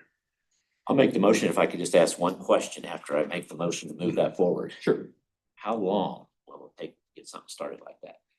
I mean, I guess we could start going forward. going forward, it should be immediately. And then I think going backwards, my general suggestion would be to sort of triage it where like if we have something coming up, then, you know, the staff can try to go backwards and go, this is the information that we have. And if that happens to be like a very easy thing to do and they could just, Or if the staff's cleaning out a drawer for a project that happened 10 years ago. Yep. Put it where it should be and then. Yep. Good. Exactly. So I make the motion to move forward. All right. Second it, can I make one more comment? Sure. I really look at it as such a tool. Because when you're new on council and you guys haven't been around that long, start to talk about like, hey, what did we think? And you know, who can remember these facts and figures and the history of it and how many years? And it's just like a research library for people to not necessarily listen to people, not that they're trying to, you know, make up anything on whatever the issue is.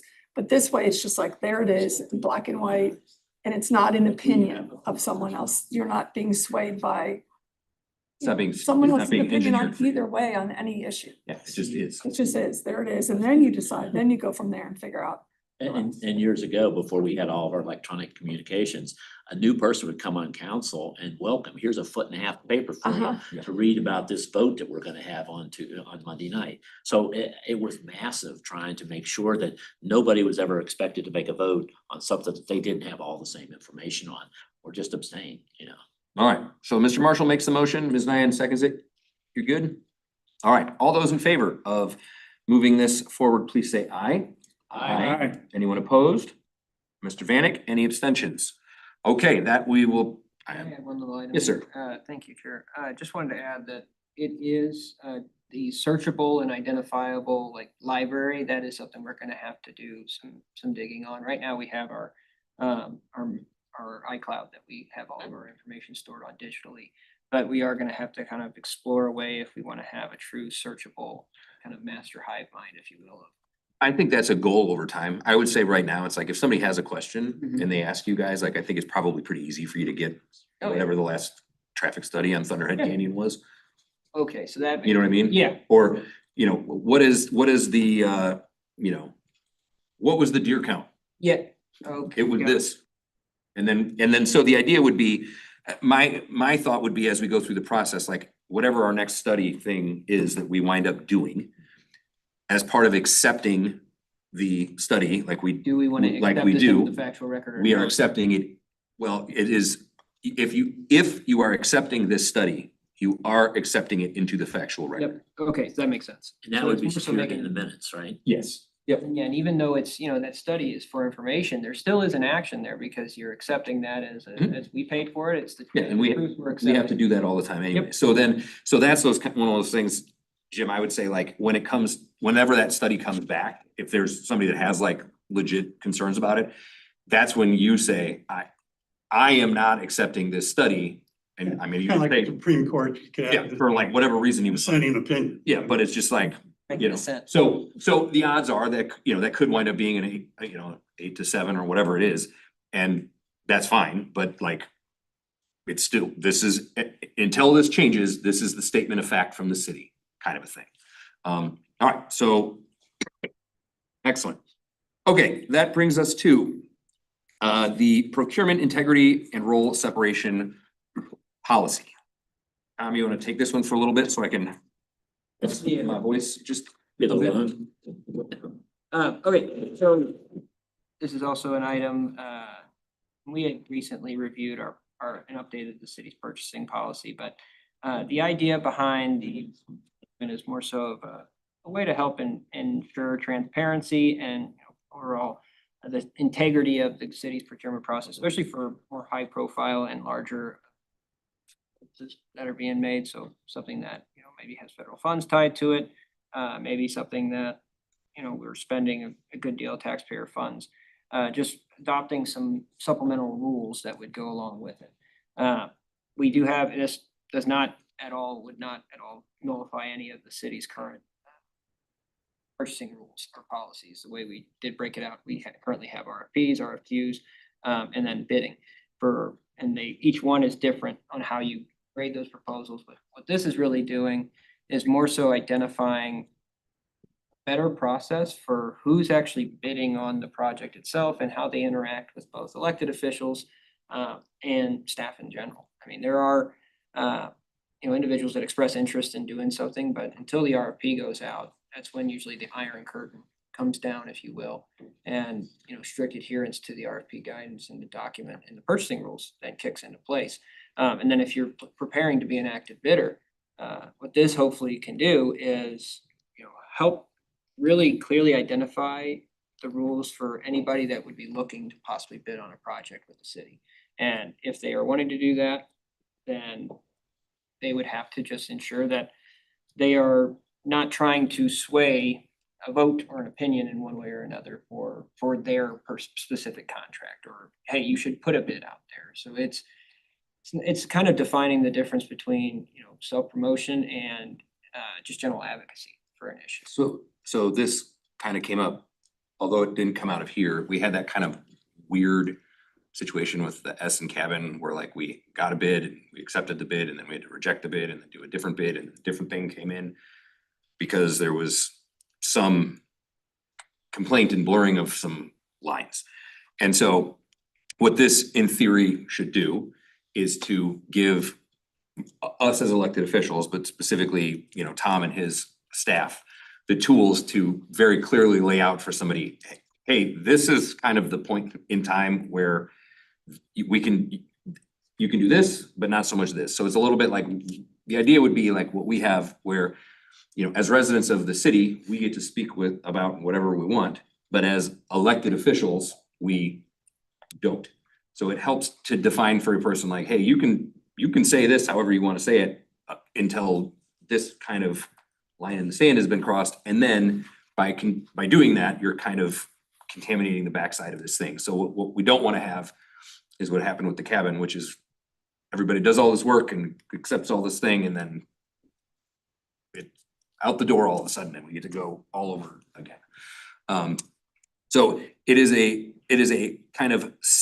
sequence of events where this should hopefully make this process more clear and give people a better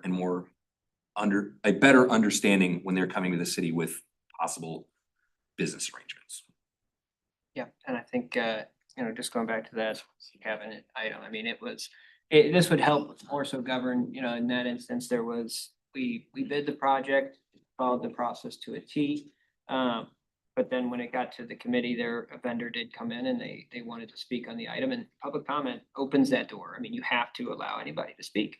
But then, them proposing the information on it, it made the whole process somewhat nullified. So we did end up canceling and rejecting all bids and then rebidding the project. But to try to avoid those types of instances in the future, this would better identify who can talk about that specific. It wouldn't necessarily mean that person can't come and speak about, another thing that's going on in the city, but if you're coming to speak on, the procurement process and the bid process we just had, you can't come in public comment and say, accept my bid because X, Y, and Z, and I'll do X, Y, and Z for you. That would be considered forbidden in this case. Doesn't necessarily restrict them from saying whatever, but it could give the council a better tool to identify, oh, this person has been an advocate for that issue in the past, at least 12 months preceding.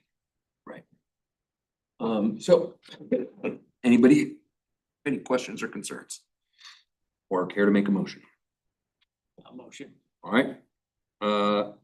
You want to motion to push the policy forward, I assume? What's written here, yeah. All right, vote purpose, let me read it for you. Motion to recommend adoption of the procurement integrity and role separation policy by the full council. So motion to move it up, I guess, to next week or whatever. All right, made by Mr. Mabry. Anybody care to second? Second by Mr. Albers. Any discussion, questions, concerns? I guess my question is, how many folks have read chapter 145 of the city code? I imagine not very many. I think you should put that link in there. in the stuff going out to the council, just so that they understand. It is very basic, but I just proved the point. most people have never looked at it. So all of the ethical parts about what we're supposed to do and, some of the other stuff with council people, you can speak for yourself, but you don't speak for the city. Right. So I mean, there's a lot of basic stuff that I just think we have a tendency not to remind ourselves and get caught up in it. But I think it's a good example in 2 or 3 of these where it does refers to 145, but many people haven't ever looked at it, so. We can do that. I'm good. Good call. Anything else? All right, all those in favor of pressing this forward to the council, please say aye. Anyone opposed? Any abstentions? All right. Next up, oh gosh, I lost where we're at. Next up is the Yeah. item C, admin contractor bid, oh no, I'm sorry, that's not right. It's PIO. Back up, yeah. Procurement integrity, no, That's right. procurement integrity and role separation policy. Oh, no, We just did that. We just did that. We're at procurement PIO integrity program. override. Yes, procurement integrity override, I'm sorry. The cold is starting to weigh on me, I apologize. It'll get you. D, D. under admin, Yeah, I'm there. not D. under public Evaluation works. I was in the of- public. Tom, you want me to give a heads up on this one, or you wanna do that one? And I can top it off and when necessary. This is kind of tied with the other policy of the role separation, but a little different. In the sense that it's still we're dealing with the procurement process and more so the purchasing policy. And luckily, I mean, we did just do a review of the purchasing policy, so this is something that's somewhat recent. That said, the PIO specifically goes in and if an issue, it really is more so calling an issue if it's of significant importance, it's a contentious issue, we have an open house on something before we vote on it, and a ton of people show up and it's obviously getting a lot of attention, let's just say, and there's a lot of eyes on it, then the city administrator, myself, in this instance, would be able to kind of stamp that situation, like, hey, we're about to go through a procurement process for doing X, Y, or Z, that's getting a lot of attention. I think we should take special conditions when going through the actual purchasing process for that specific thing. So it would potentially involve using third-party evaluators, using a department that may not be associated with that project or run point on it. Maybe, you get an evaluation submitted from the Parks Department when it's a Public Works Department, only if it's absolutely necessary. The other one is establishing, in those cases, if there's a firewall between potential bidders and the individuals that would be accepting, which would be the city in this case. And then really, I mean, the big one is, this is somewhat included in our current RFP documents, but it would make it exhaustive and straightforward of disclosing, if you're about to submit a proposal to the city, and this has been enacted for that specific RFP process, you would need to affirm that, hey, I advocated for something very similar to this in the past, just, it's a disclosure. And disclosing that I am tied to this, but that said, still want to bid on it. Doesn't necessarily mean you can't bid, just more so for straightforwardness and having it directly included when the council does go to do the review. They're able to see that information clearly and make it as concise as possible, so everyone could have that in front of them at the actual meeting. But I kind of think of it a little bit like a lobbyist disclosure, like, hey, I was. I never said that. I helped on this thing and now I'm gonna bid on it, again, it kind of goes a little bit back to the cabin issue where that sort of occurred. So the idea is to try to insulate that as much as possible and just get as much information in front of the council as we talked about, as, because somebody might not be here in 2 years when some bid is put out and they aren't gonna have any idea. So it's just defining those specific things and giving Tom and the staff the ability to go. We probably want to put a little bit more of a finer point on this. We had a little bit of this conversation, you probably will call this, Tracy, with the trash company, like there was some. It's always stuff like that, usually with the big thing, so having some real clear lines on what is actually good information to have for that is important, I would say.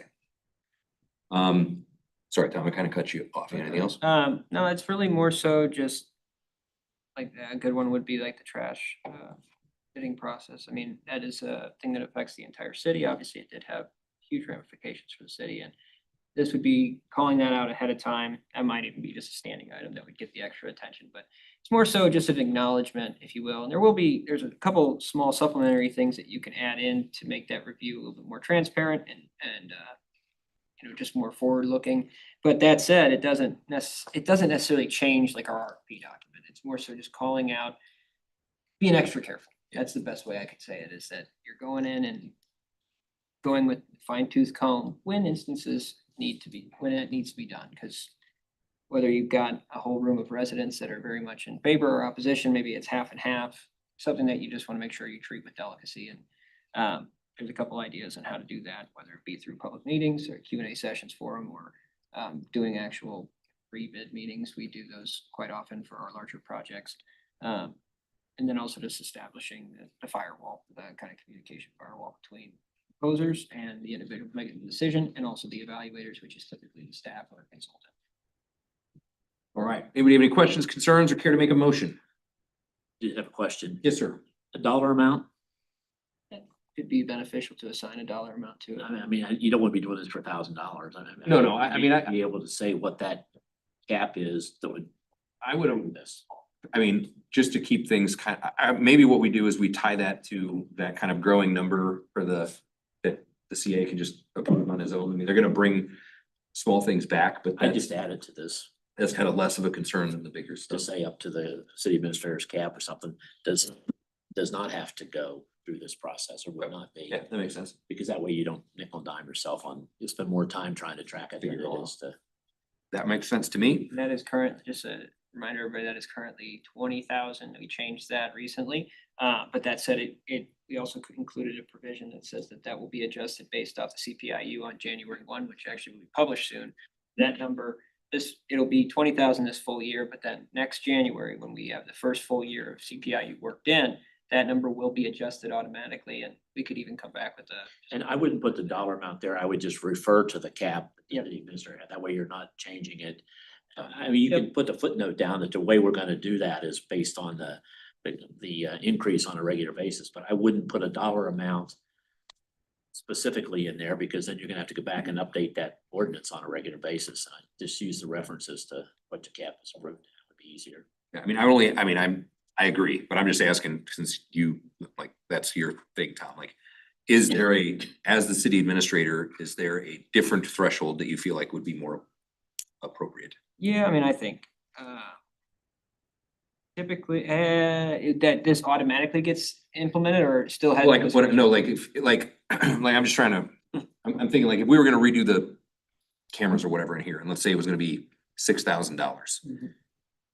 Is there a reason or like a pattern that you can see that you would go, hey, this thing needs to apply maybe it's less on a dollar amount and more on a subject or something like that? I think that having that ability is important, because you just never know what's gonna happen with anything come up. I mean, we could have an individual, there could be a resident it's a Wildwood resident, but they own a company and they're, Right. hey, we want you to do this thing, and we have something that we might be going out to bids for something similar, and that, I agree. I think having discretion for subject matter would be important. So do you think we could put in there the limit, the CA's spending limit? Yep. But also offer the CA discretion to apply it otherwise?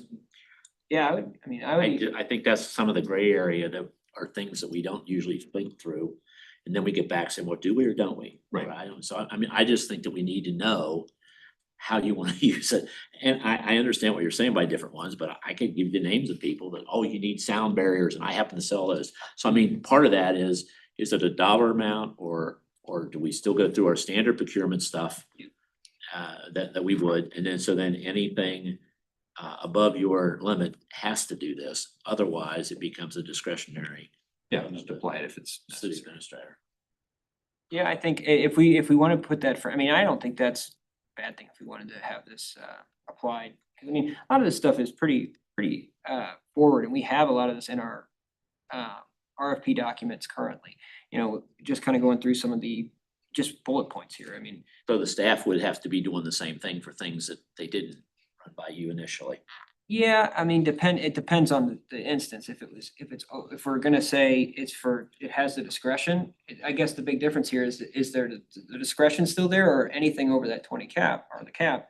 That automatically goes through this process. If it's that, then there may be some additional steps added, but.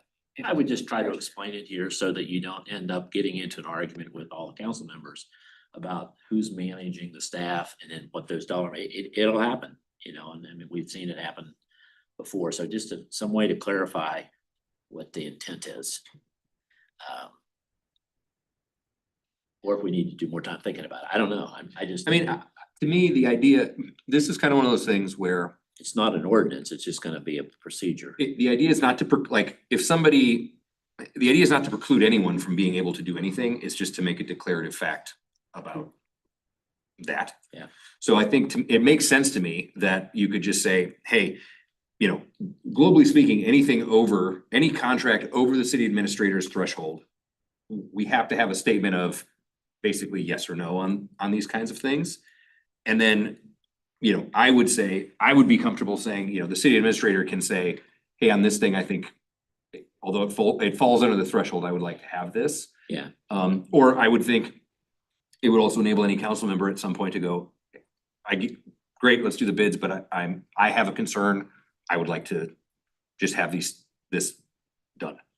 And because I don't really think it's a big, it doesn't, unless I'm misunderstanding the process on how it would play out, I don't know that it's like an enormous chore to do that, to go, hey, I came, somebody could, in theory, not that you have done this, but we had our hot dog conversation, Ed, and I don't care, I could be fired, you could be fired. good with that. But it's the kind of thing where somebody might go, hey, I just like the record to show that Mr. Marshall does work for the Lions and he is cooking the hot dogs.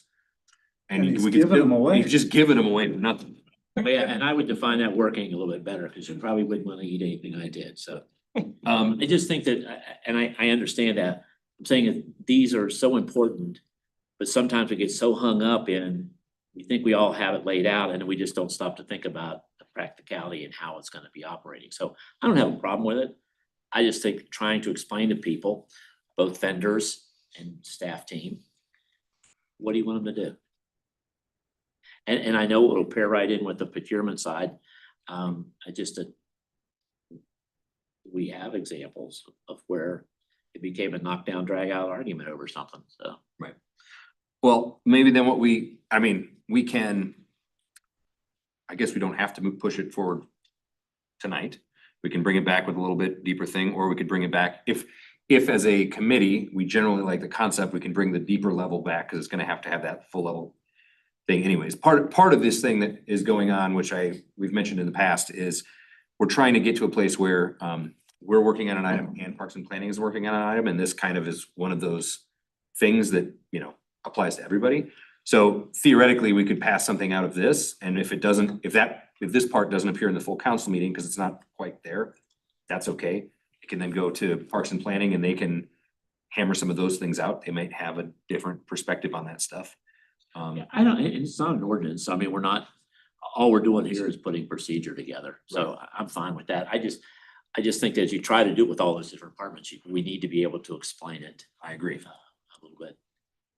You may have to explain that Monday night if somebody asks the question.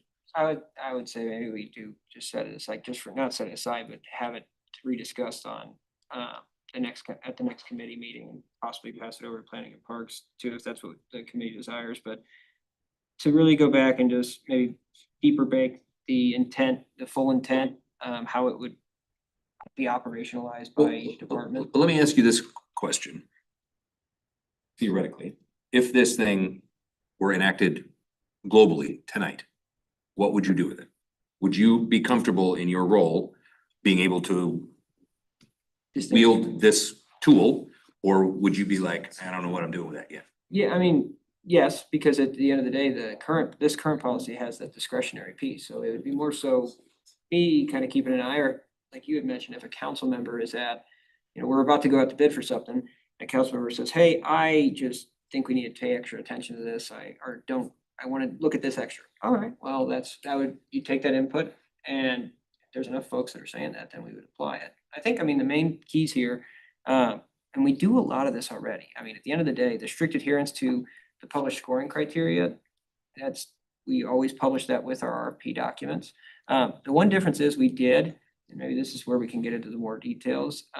When we updated our purchasing policy before, we didn't have it define the difference between an RFP, an RFB, and a request for qualifications.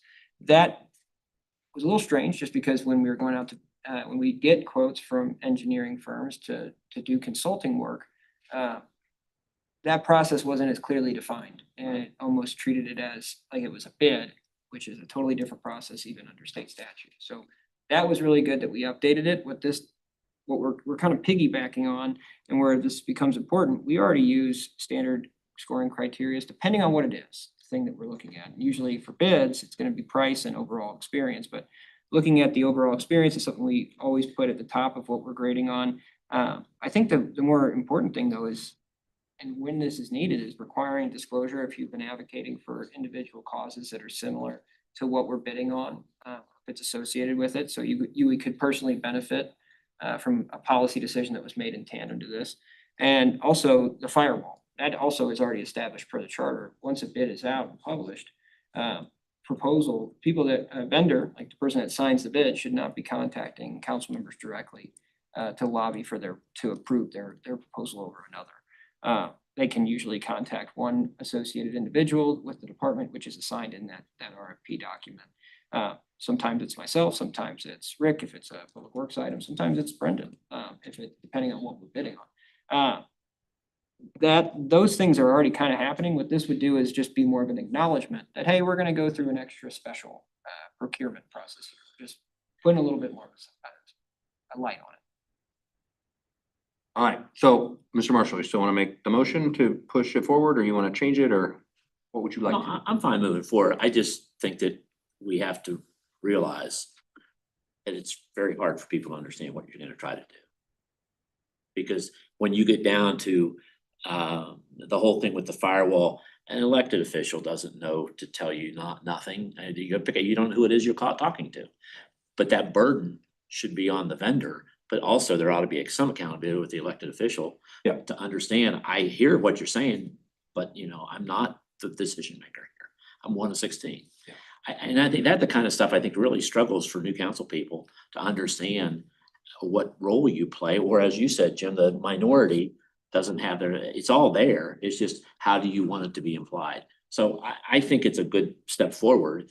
And but I think it's got to be one where you're going to have to get it into the other departments as well. One of the questions I would have then is when we start talking because we use so many consultants, we have to be really guilty of ourselves of using the same consultants over and over. And then we see a bid price come in over or way off. We just jump back around and say, well, we've used them forever. Well, that's exactly, we let the relationship drive our better business sense in some cases. I know the qualifications all work, but for the few people that we're dealing with vendor wise, they all meet those qualifications or they wouldn't be in business most generally. I'm fine with making a motion that we move it forward to the council. I just think you're gonna have to do a better job of explaining it to the council. You got it. All right, motion made by Mr. Marshall, seconded by Mr. Bacher. All those in favor of pressing this forward to the council meeting, please say aye. Anyone opposed? Any abstentions? All right, that one will move forward. And unless I'm misunderstanding the agenda here, I believe that brings us to our last item of the evening, which is the review of boards and commissions, I think. Yep, that's correct. Excellent. The one we've all been waiting for. How that? Yeah. All right, so tonight, and we have the worksheet attached, and I wanted to give a general update here, but we did do a look at the amount of time spent on each meeting, and we found it more of an average. We're looking to plug those in, but we found that each individual meeting, if it's one of the meetings like this, and obviously, I don't think we're gonna be making changes to the Administration Public Works Committee, but a meeting that needs, usually someone to run tech, take minutes, and then do a presentation. And then also agenda prep, et cetera, can range between anywhere between, and you include also the time of the meeting itself and add that multiplied by the number of staff. This range, because these numbers are going to sound high up front, but it could range anywhere between 16 to about 28 hours of staff time for any individual given meeting. So that spans from an HPC a Historic Preservation Commission meeting, up to a city council meeting, with city council being the longest meeting to prepare for and work on. And also having the most individuals involved in the process of preparing the agenda. So that said, what's been provided tonight, and I know it doesn't have the hours on there, we were adding that in for each. As we went back, just so you know, kind of the process of identifying staff time required. Discussions were had with all the individuals identified in this document on how much time they were putting together. If it was something that's just maybe taking the minutes or posting, it was also asked how long it take to usually post the agenda online or maybe on the vestibule itself. We went back and used a 6-month average on YouTube for the timestamp that we had for each meeting. Like, so this meeting, you know, when it gets published, you can see that it was whatever, 2 hours and 15 minutes long. We went back to June's meetings and just took that and did the math on it from 6 months out. We added that, and then if you had 4 people that always attend that meeting, you would multiply that out by 4, and that accounts just for the meeting itself. And then for the staff preparation time, that is where it's a little bit more of an estimate. I just want to be clear about that, but depending on who's working on what, it was a discussion one-on-one of how long does it typically take for you to prepare, you know, the reports and corresponding documentation for the meeting, including the preparation of the minutes. And a lot of the times to get clarification on motions, we do have to go back and watch those meetings again. So then you can actually kind of double up on the amount of time it takes to record the actual fact, the record. So that said, tonight we've also included for all the active current, some are closed. I know we had a landscaping group on here, but it was a recent committee that we wanted to still include as a reference point. We've got all the basis here for why it was established, how it's currently in use, where the individuals, what's the function of the actual committee itself, and then also the duration of the terms, which typically are guided by our charter, and then also any other kind of superficial items, which if you look at some of these, like the Watershed Erosion Task Force, that specific group wasn't necessarily created by an ordinance or created by city code. It was created by a motion and a memorandum that was adopted by the council, which doesn't mean it was necessarily a bad thing, and that can still be done. But you can see kind of the variability of some of these things versus some that are concrete, like the committee established by code, amount of frequencies the meetings need established by code as well.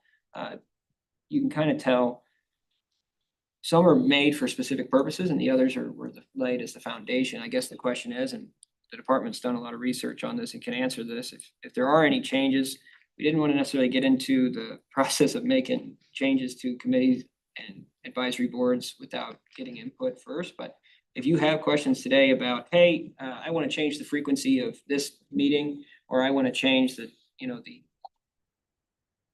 change who makes up that, how many people are on that group, or what is there is, I know Architecture Review has actual architects on it. In some instances, we can use consultants now because we made that change.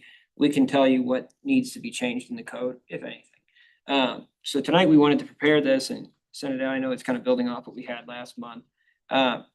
To really get initial feedback, if there's any changes we want to make, having that in the back of the mind, where it is for each of these meetings, about 16 to 28 hours that is spent on execution and agenda prep. Mr. Albert. Okay, a couple things with what you said. So tonight, if any council member wants to make a suggestion to eliminate something, combine something, that's what we're looking for, right? Yep, if you want to Okay. make any changes, my plan tonight, Okay. I was going to take notes on anything that is mentioned here, and then work that in and bring that back. And I would strongly suggest that you give your input on this too, because like better than some of us, that maybe this is totally a waste of time, or maybe it should be done twice a year instead of every month. I think we would all respect that feedback too. I think in that vein, is there any redundancy in some of this stuff? Which I don't know if there is or isn't, because I don't know, because I'm not involved in all of it. But you guys are and should tell us, hey, Yeah, here's an opportunity for things to be combined, or if there are things that make sense to be combined. Yeah, and how about this? We can kind of flip the inverse here and and identify some functions of the city government that would almost be impossible to eliminate or really change the structure. You gotta have it once a month. Tier 1 and tier 2. Yep. So tier one, you can't, nuts and bolts, you really can't do much about it, even if you change the code. The city to function has to have, we're not counting municipal court, but I'll add it in there. We have our court, twice a month, then once a month, twice a month, then once a month. And the main ones are our city council, our planning and zoning commission, our board of adjustment. Those three, there's not really a negotiation, board of ethics, it's an as needed, but some of these you have to have them.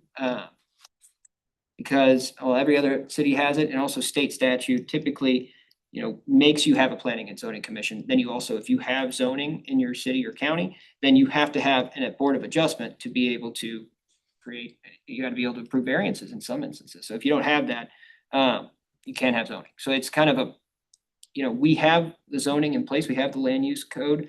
So since we have that, we don't really get out of having the planning and zoning and board of adjustment. The other side of it, with council, I mean, obviously that speaks for itself. What would be the purpose if not? I mean, what's more important than that, right? Yeah, exactly. Yeah.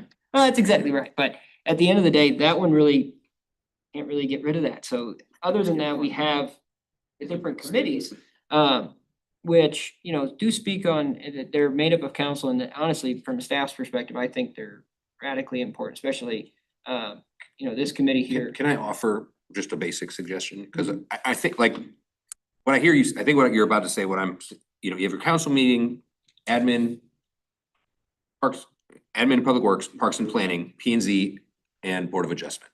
Yep. Those are tier 1 levels that are They're the holy grail. off They limits gotta have it. completely. And in my humble opinion, those are all meetings that probably do and should require 16 to 28 hours of various prep work and everything else, because not to diminish anything that any of the other committees are doing, but those are genuinely the ones that are functioning the city and pushing forward. Yeah. Is that fair to say?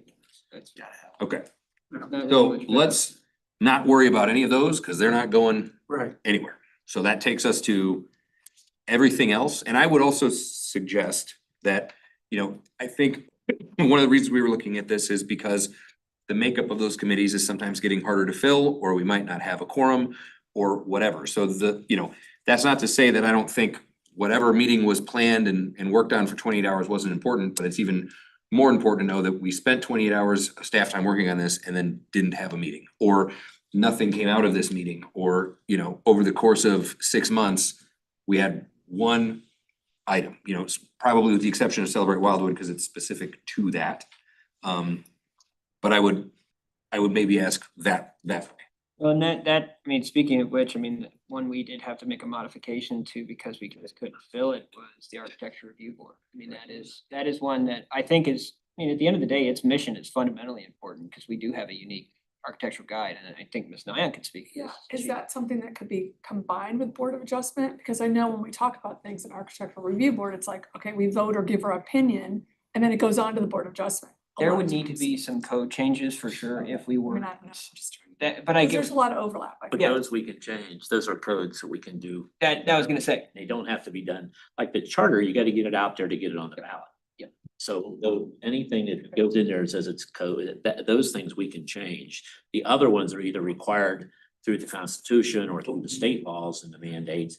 And then we have our charter, and then we have other things that we could change as much as we want. I'd like to throw a comment out here. And I'd also like to add, I told you so.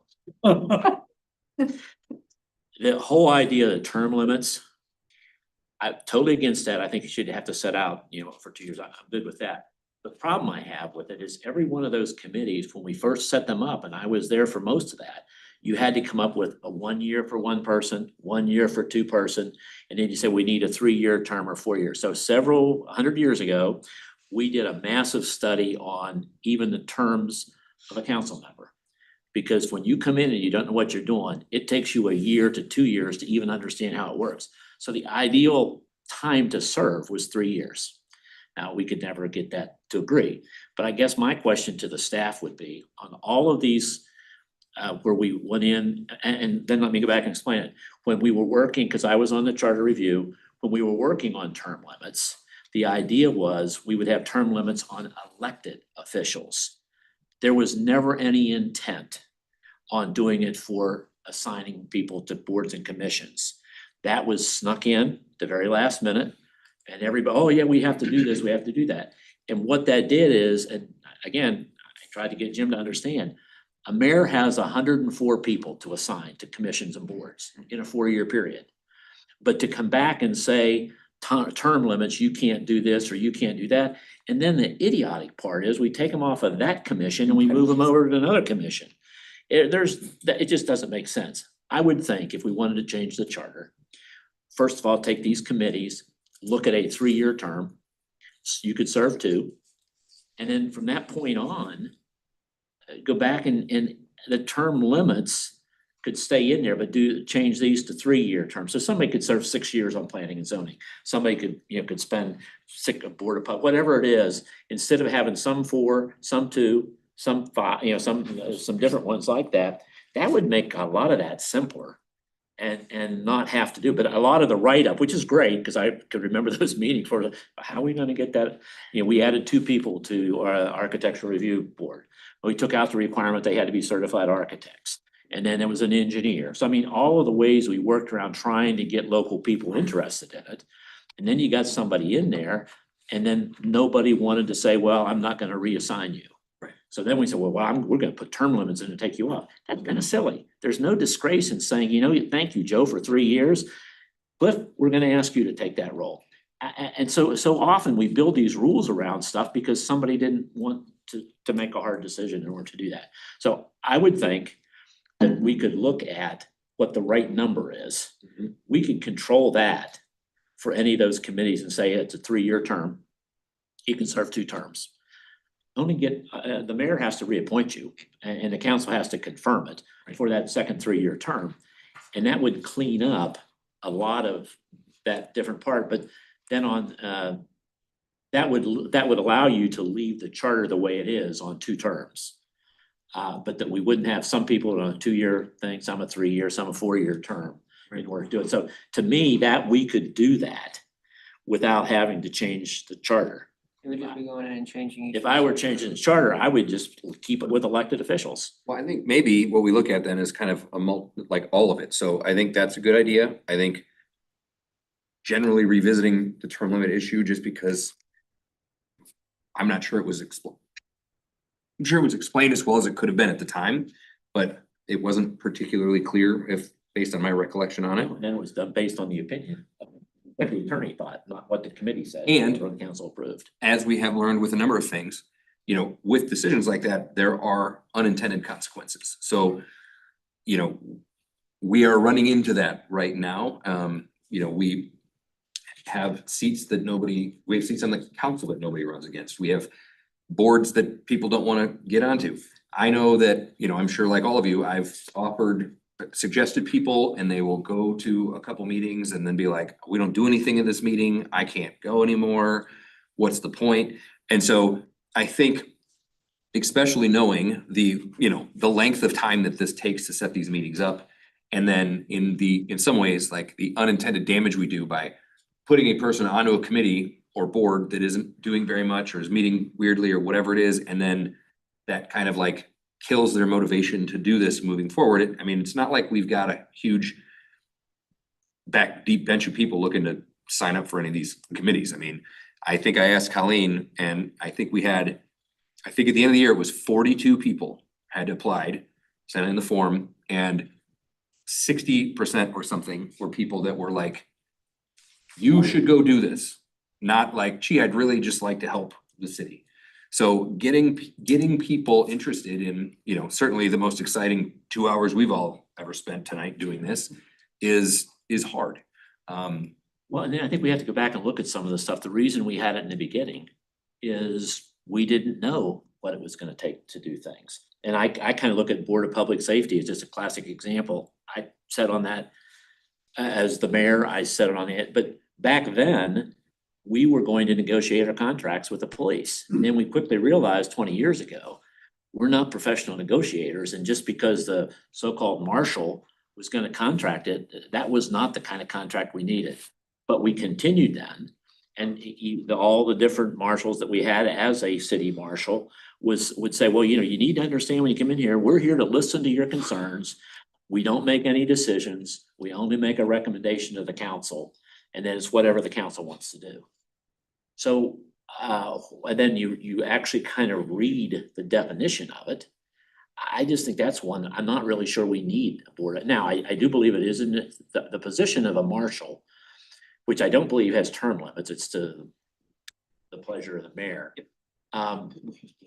But I also think in that particular situation that any of the agreements with the police or anything like that should come back through this committee.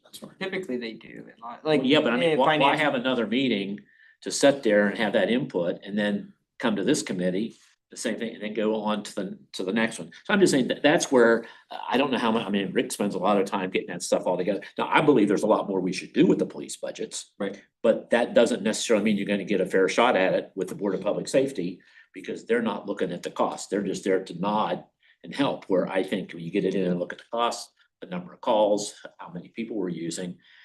But again, that's not an easy one to do because it is part of the charter, and the position of the marshal is appointed by the mayor, and it's a compensated position.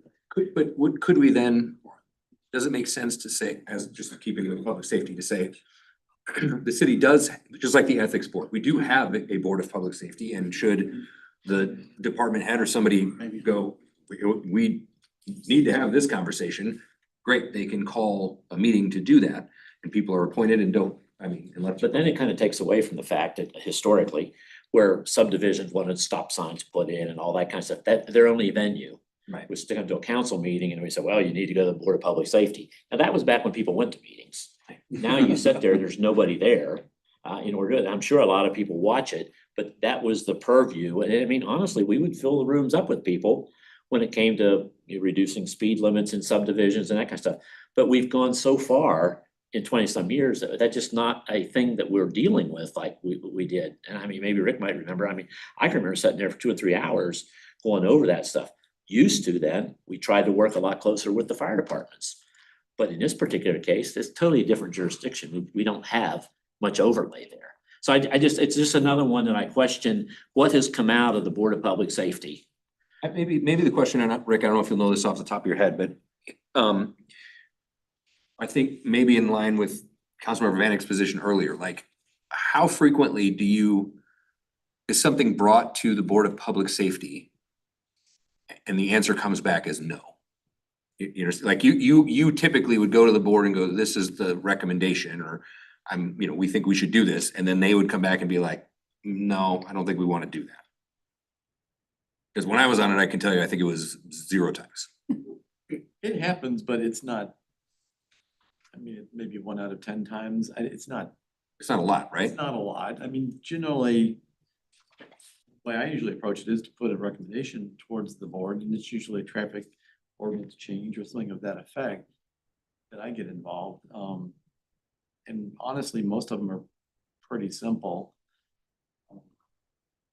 We have over the years had a lot of speeding complaints. That's an easy one that gets. That's the outlet a lot of times, is to take it to Board of Public Safety if we can't get people happy otherwise. But I guess maybe my Now they question, just get on next door. yeah, I mean, I guess my question is though, like, maybe a better question is, not to say all of the items that you don't bring to public safety are super critical and important, but like, how many items do you think that you would bring to public safety that are like legitimately, Supposed to like, be we monthly. really need to have like this group of people dive in and dissect this thing and then present a recommendation backwards, or I guess upwards, whatever you want to call it. And I think that's the idea, though, is that if there are issues that involve the police in the traffic ordinance, those are enforced by the police, of course. So it's kind of public works and police, that it should be in front of the marshal and that entity. I think it makes sense. Or there's also the police captain of our Yep. precinct, and then we do have a representative Yeah, of fire. Metro West. I Yeah. think that there's definitely some value in that you have them on that board to be able to ask directly from them questions. About, hey, and a lot of it is, they're supposed to be looking at, what they're actually supposed to look at development too and say, hey, how wide should these streets be? Does it mean? Should it be Yeah, I mean, a lot of that though, keep cutting you off, Jason. No, you're good. Well, I mean, to me, like, a lot of those types of things, and this isn't a criticism of anyone individually, but like a lot of that stuff is generally driven, I think, by like the chair of the committee or a member that has an enormous amount of knowledge on that specific subject. So like, I think you're still on it, right, Ed, right now? So, you know, I think you and I are the last two people that have been on it. And when I was on it, I kind of just felt like I'm just here to supervise and help steer a little bit. That's not to say I don't think there's value to it, but I didn't see a lot of those kinds of like more, not necessarily pushback, but like real definitive things saying, hey, the roads need to be this wide. I don't even know why you keep bringing these questions to us. Why do you keep bringing them to us? We always say the same thing. I mean, I think to me, the biggest item I can think of that's come out of public safety in a long time was the gates and the obstructions thing. And you know, that has certainly caused a lot of conversation. I think that was a good decision, but at the end of the day, that was our decision anyway, so. And again, they can't make a decision. Right. So all they can do is refer it on to the council and we're good. I just know that when we, you know, again, 25 years ago, every meeting, we had stop signs here, public streets here. We've grown through that. All the new subdivisions, when we go in, we're doing Yeah. it the right way. So I mean, that evolution of being in 30 years of doing that kind of stuff, I just question, you know, maybe there's a reason there to do it differently. And then are they going to, you know, how the people that are asked to serve, and I think we've got a really good people on there. But unfortunately, I think I've been more of the no vote on there than anyone else, because I just think those are things that they're gonna vote for because Rick's recommending it. And I don't know that that's gonna come through the council that same way. So I just think it's another one of those where you look at it and say, maybe we've outgrown needing that position. Or do it a different way. I don't know, just 2 cents worth. So I'm gonna say this and then I gotta go, but how many of these committees are driven by the calendar, not by action? Meaning they feel like they need to meet because kind of what you guys are saying, right? So I think maybe a blanket of, hey, you're on this committee and if there's action to be taken, Great. let's meet. But guess what? You're in charge, Joe. And if next week you say, we don't need to meet, okay, I've got other things I can do, right? So I think some of this is driven by a mentality of, I'm on this committee, we meet every other Wednesday or whatever, and so I gotta be there, and then I'm gonna be there, and nothing's gonna happen, but I was there. Yeah, and to your point, I mean, I did actually do that with Watershed. Where I was like, we don't have anything to talk about, we're not doing this. But I do think also there is a drive that we give people when we appoint them to the committees and then they get elected to a chair, that they feel like they have to do something because they don't actually know. You can say, we don't have anything to talk about, and that's okay. These should be quarterly, or they should be whatever. I was on the board of ethics, right? And we met, I think, twice in 1 year. How ethical we were. That is when Wildwood was ethical. Just kidding. I'm kidding. Mr. Albert. I can jump around a little here. Being in my second year of the council, I think something that I've heard, two things I've heard repeatedly, how long it takes to get comfortable in these positions. And the amount of problems it causes every year to turn over half the council a lot of times. So is the answer to look at 3-year terms? For the council? Yes, It probably is, but I think that's probably a charter. Charter. too. That's All right. I said is the answer to make the council positions 3 years. Charter. Charter? That's there's actually a really big study of somewhere upstairs about that. Ideally, because you'd have to make that same adjustment. And the thoughts process were, the other challenge you have is you get somebody on for 2 years and they don't like it and then they leave, but they don't resign. You can't fill that seat until they resign. So there's a whole bunch of those type of issues being able to do that. And I'm just saying that there's a big number too of people that only serve 2 years and never do it again. Well, because it's so fun. Well, it just seems like fundamentally a 2-year term creates a lot of problems. You barely know what you're doing by the time 2 years. And that's just the way. No, maybe shapes not. out. Maybe it's different per person. Well, Let's have an election every year. That's good. Staggered And 3 is the are challenge. we gonna go down? Well, please? my thought was, I think the suggestion that, you know, we aren't on these committees and don't really know what they all, I mean, we're on some of them. But I would really like to hear, Tom, if you guys have a thing, and again, I'm gonna say this disclaimer because I know that, of course, we as a council and you as a city staff feel this way. Like, we genuinely are thankful and appreciative of everybody that volunteers for these things. Everybody does good and valuable work for the city. But the reality is, a lot of these things don't function the way that, in my opinion, a lot of these things don't function the way that they're supposed to. So I would love it if somebody on the staff would either validate or not validate that. And maybe let me Yeah. finish. I would just say watershed erosion, slam dunk, that should be put in admin PW. Get rid of that, you know, Yep. put it in here. And I also, now I've been on this economic development committee this year. There's no need to have I don't think that committee is viable either. You know, I think you could put that in the parks. I think it was brought on in 2015, 16. There were a lot of us voted against it. EDC. Economic, I yeah. really think, I mean, it's a pretty lean it's a menu, I'm sorry, it's a pretty lean, We're hungry. I'm hungry, no, it's a pretty lean agenda, I think that could be rolled into planning and parks also, you know? Well, and to me, there's times where, like, out of that, I agree, Yeah. and lean, but like, we did talk a lot about the sign stuff, we did talk Right. a lot about some of those other things. When those issues come up, there's nothing that says, hey, we need to get a couple people in here that are gonna meet at different, Submeeting.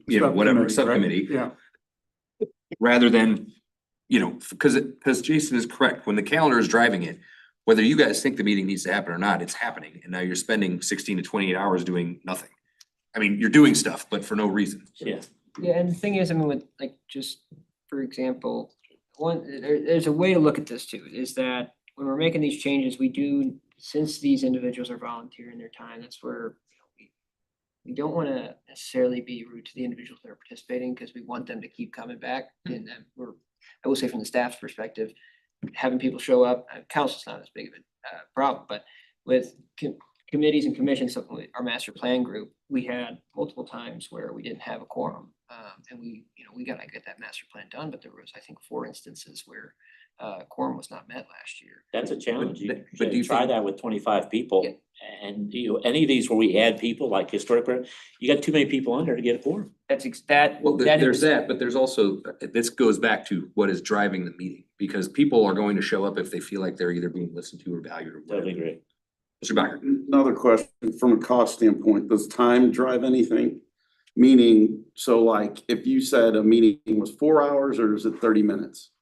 Like, could you? Like the time of the length of The the. length of the meeting, because right, there's 4 of you guys here. Yeah, that's, I assume everybody's being paid to Yep. be here. yep. So my question is, some of these meetings, could both frequency and time of meeting help dictate some of what we're talking about? Yeah, I would, yes, but I would also say that some folks too, just as a note, time is money, yes, but some are salaried that are on these meetings too. So Most it's are just- salaried, right? Yeah. the But majority. whether it it's costs still- us more money or not, Yeah, it's it's costing still you guys like- time. Yeah, that's correct. It's That- your yep. time, somebody's paying for, so Yes, back to my whole point on frequency of meetings, not allowing the calendar to drive what we do. Should we put both frequency of meeting limits and time limits on the meetings? Yeah, I think in most cases, my understanding, When I run a meeting, we start at this time, we end at this time, everybody knows the agenda, and it's very succinct, right? and we do that. We're gonna talk yeah. about this, and okay, we're moving on. yeah, it's supposed to be. Good, everybody good, moving on. We do that for the master plan because there's so many people. We set it, it So that starts. should at be in every meeting we do in the city. I mean, it could be followed because it starts at 6:30, it ends at 8:30, period. There's no negotiation. We started later because the availability. you're forgetting about public participation, basically, Participation. you know?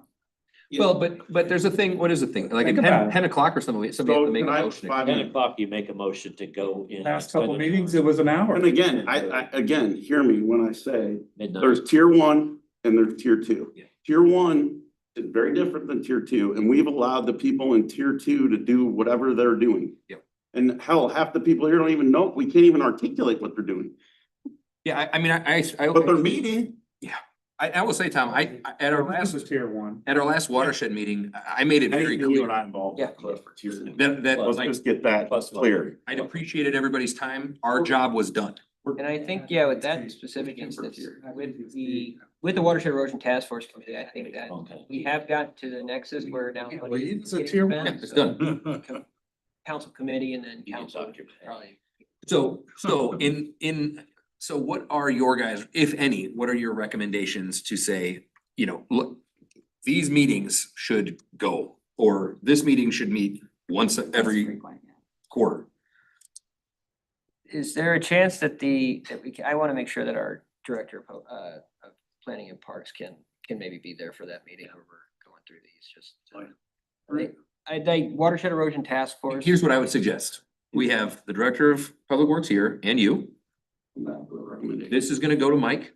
He's gonna have that conversation there and then we'll have the conversation together. So I hear what you're saying. But I love Mr. Vunich a lot. He loves meetings and he loves all this stuff a lot. And so I'm gonna go out on a limb and say his recommendation is we should not change a single thing. Possibly add more. Yeah, is there more meetings that we could have? More per month. I'd like a task. Tier 3. too. So first of all, one of the reasons of not having the meetings on a structured time period is we have fought for the whole incorporation that we would not have public meetings during the afternoon so that the residents can actually attend the meetings. We had more people here than you think. But all I'm saying is that's part of who we were. And I mean, that was a whole fight over the incorporation was the county would have their county like meeting at 3 in the afternoon. And we promised we would never do it until 7 o'clock. Well, then we changed it. Well, now we have to do it at 6:30. And we said we'd do it twice a month. And so now suddenly we've come up with, well, so we only have to do it once time or do that. So I mean, a lot of that is the residents who, whether you think they have an issue or not, but it's kind of like the Board of Public Safety. If you tell them that's what they're supposed to do, you can't just cancel the days and the nights. Getting people to volunteer on boards and commissions and then keep bouncing the days, what day you're meeting, what night you're meeting. There's several, I have other commitments. I can't do those nights. So I think that's where you run into a challenge. You get somebody to volunteer. That's fair. They said, I go to church on Wednesday night. I can't do that. So I mean, there's all types of that. Those are some of the juggling that, you know, I think it's easy to sit here and say we should undo some of this stuff. But on the other hand, there's a reason it's the way it is. I mean, I'm not saying it's not screwed up. Does it make more sense as we're moving through this process? That we have, I mean, unless you think you can do this tonight, Tom, I don't know, like similar to what we did with the capital budget, where it's like, you know, this is Joe's recommendation, this is Rick's recommendation, you take these recommendations, you make the recommendation. And then we take that under advisement and decide whatever we want to decide. This recommendation is to be inclusive, not only does it get eliminated, but also include really, are we trying to do anything? It can be, Yeah, I mean, you wanna change the term? or I would say that in general, I feel like that is correct. All of these things were set up for a good reason at some point. There is very real question in my mind whether those reasons are still necessary in the way that we have them. Like, we have made changes to the number of council meetings that we made. And, you know, Ed and I might feel differently. I'd like to bring that back up again. Right? Yeah. So we might feel differently on that, but the truth is, when we made those changes, we didn't really alter any of the other things up or downstream. And so we still function one way while doing something else, which is, But we've also become Wildwood, it's very hard to work with because we have a meeting once a month. Takes 3 months to get used to, something got turned down in 2 weeks, they could come back. Right. And we'd said, well, you know, if you don't like this, you have 30 days. Now we don't have a meeting for 6 weeks. So some of the stuff, I'm not saying it's right or wrong, but, and I'd love to know, because I've heard different versions of this, staff time. By having one meeting, you gotta create all kinds of preparation for the meeting, where when you were having the 2 meetings, you were always working stuff through. The first meeting, go through the first reading, come back to the second reading. So to me, or at least what I've seen, and again, a lot more technology now, we're not typing and listening to tapes. But part of that is the fact that, are we really that much more fit? Can you come in and be gone in 2 hours twice a month? Or are you gonna come and do 4 hours, or come in and do it in 2 hours and then nobody understands what they voted on? And I mean, I think there's a lot of stuff we never get unless you attend all the different meetings, you don't get a good explanation on it. And then you come back and question later, how'd that happen? so let's try, we're gonna talk about that, I promise, that's on the docket coming. But when it comes to these boards and commissions, because it is getting late, do any of you have a specific question on a specific board or commission or whatever that you just can say right now, like, I think we probably don't need to do this, or do we want to get that back from the staff? I'm giving mine. Yeah, watershed And and EDC. EDC. Yeah. Okay. I'd like to hear their opinion on that too. I mean, not that I disagree. No, but if you have an opinion, I mean, you know a lot of it. Well, you said combining those two Well, I mean, things. I was just That throwing makes out something. sense. Is there Yeah. something that we don't meet religiously every month? I- Because we don't always have things on the agenda. I think in general, it makes sense to me to suggest to the staff to to try to make this meeting thing as efficient as it can be. And because we have time and we have people, and like, you know, we have to do the master plan currently a certain way. It is clear. Everything I've heard about those meetings this time around is those meetings have been exceedingly difficult. And whether that's a function of the group or whatever, I don't know. That's what I know. So I know that to the point that some of the people I suggested to put on it are like, don't ever suggest me to be put on anything ever again. Yeah. And this is the second time I've had that happen with different people, For that committee? For that commission? by a different commission. But it's a refrain I'm getting even from people that are on things like, you know, for a long time on Watershed, for example, we had members that would come in and be like, why aren't we actually doing anything? Like, we're talking about why we aren't doing anything, do something. Yeah. Now we're doing something, and so when I said, hey, I think December, like, we've met twice in the last year, we've done, all the legwork was great, but like, the mission of that is done. We've selected our program, we're moving forward. That thing should be folded up and put to bed. We should be thankful and grateful for all the people that served on that. And this committee should then pick whatever committee should pick up whatever's necessary to move that forward. There has to be other examples of those things. Because like, you know, I think Cliff's right. I cycled the agendas for EDC. 80% of the meetings, the agenda was recycled. So I did it one year, we didn't do anything. I mean, but initially, when we started this several years ago, we used to have 5 committees, and we came to 2, and then they said, oh, we have to have the economic development. Well, that wasn't an overwhelming vote, that was more of a really close to a tie, might have even been a tie to actually, because we technically, as much as that's nice to help the businesses, we really don't have anything to offer. yeah, we don't do anything. And so, you know, at that particular time, is that really driving our business to do it? And it does require council members. So the first couple of years, you didn't have 8 people on there. You had people who were interested.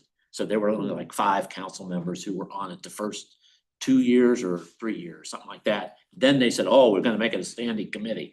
We used to have 8 standing or 5. And so, I mean, we've gone through this a lot, but I think times change. I mean, I not just because you're sitting here, Tom, I mean this sincerely. I think the best thing the Economic Development Committee has done since it was formed was find you to be the chair or whatever, Director of Economic Development, because outside of that, like, you know, we've had, for different reasons, we've had a churn in that position.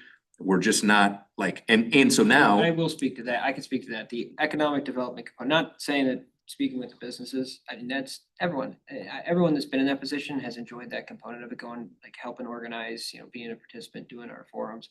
But the, you know, active, like, reach outs and trying to get the scoop from each individual business on what's going on, that role, being it split, both the individuals, I would say, were fitted towards comms and the econ dev portion. And that's where they should, I mean, in my opinion, from a city standpoint, that's where we should be investing our money.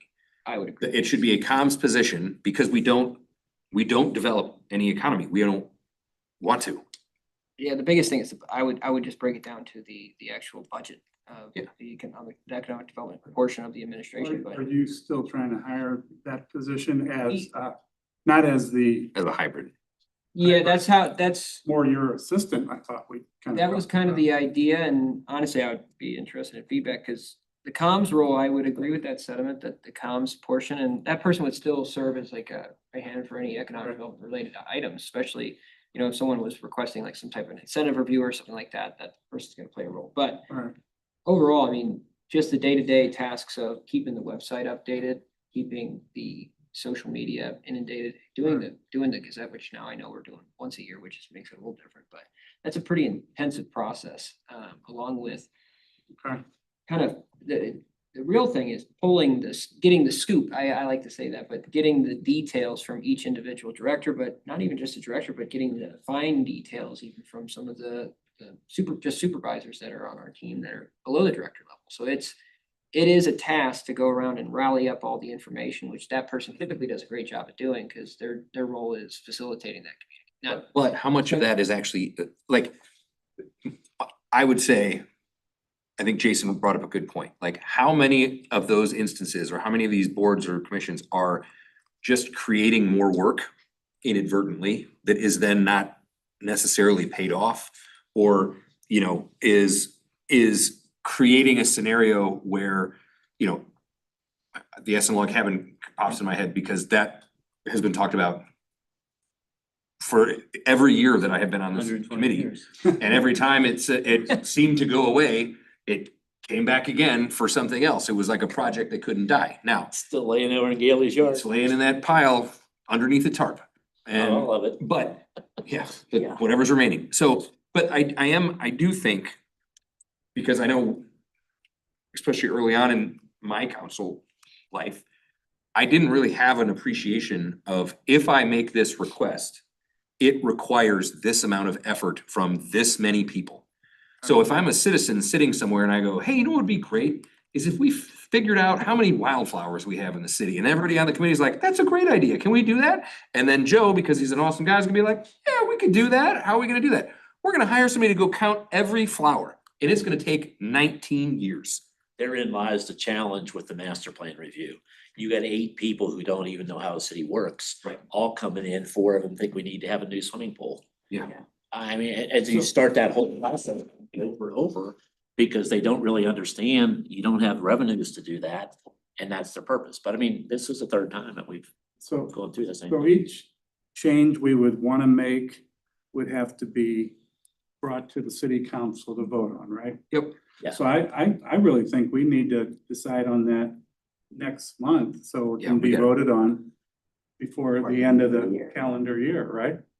Well, yeah, so we can reset the Not full, the- the 2026 calendar, Not yeah, calendar year. Yeah, the council year. Yeah. Council year. Yeah, I mean, I don't know, it shouldn't be hard for you, I don't think, for you to do that, right? To do with. Well, I I know think what it's, you're saying. I think it's Yeah. similar to the capital, here's what I mean, it's similar to what we did with the capital budget. It is painful and difficult, but necessary. Sometimes you just gotta be the guy that's like, you know, hey, I think we need to change EDC, and then if there are, just like that, if there are 9 people on the council that feel differently, we asked you for a solution, you gave it, we choose to accept it or not. We can do that. We'll assign tier 1 for you can't touch it, which you guys obviously can't, but Right. something that the staff would recommend not touching. And then for tier 2, we'll have just a little breakdown of, hey, you know, here's what we could do. And I would suggest outside, for any tier 1 designation outside of the ones we named tonight, there needs to be a Y. I've got for, you said tier 1 or you? I'm I saying, got tier if, 2. so we have council, admin, PW, parks and planning, planning and zoning, board of adjustment, right? Anything that anybody suggests Should be tier. should be a tier 1 outside of those, personally, I want to know why. We can do that. That's So- the better way to do it. On the ones that, the question, I think that can always, that's a perfect one. But architectural review board, as you said on that, Mhm. but we've narrowed that down in a couple of years, or it was the last year. There was one recommendation to eliminate it. Yeah, I don't know And whatever then, happened. well, then it were, the original city founders came in, made a big issue, and everybody at the council, oh, we can't eliminate that. I don't understand why, if we needed an architecture to, somebody to come in and do it, you hire a consultant to do that. But the amount of time and trying to find people to serve on the board that aren't really architects, or who just minimally have an engineering degree, that's just a whole waste of time. So I would say some of these things that we did tonight should help that, because the statement, you know, a statement of fact on that issue specifically is we are having a difficult time finding people to fill that role.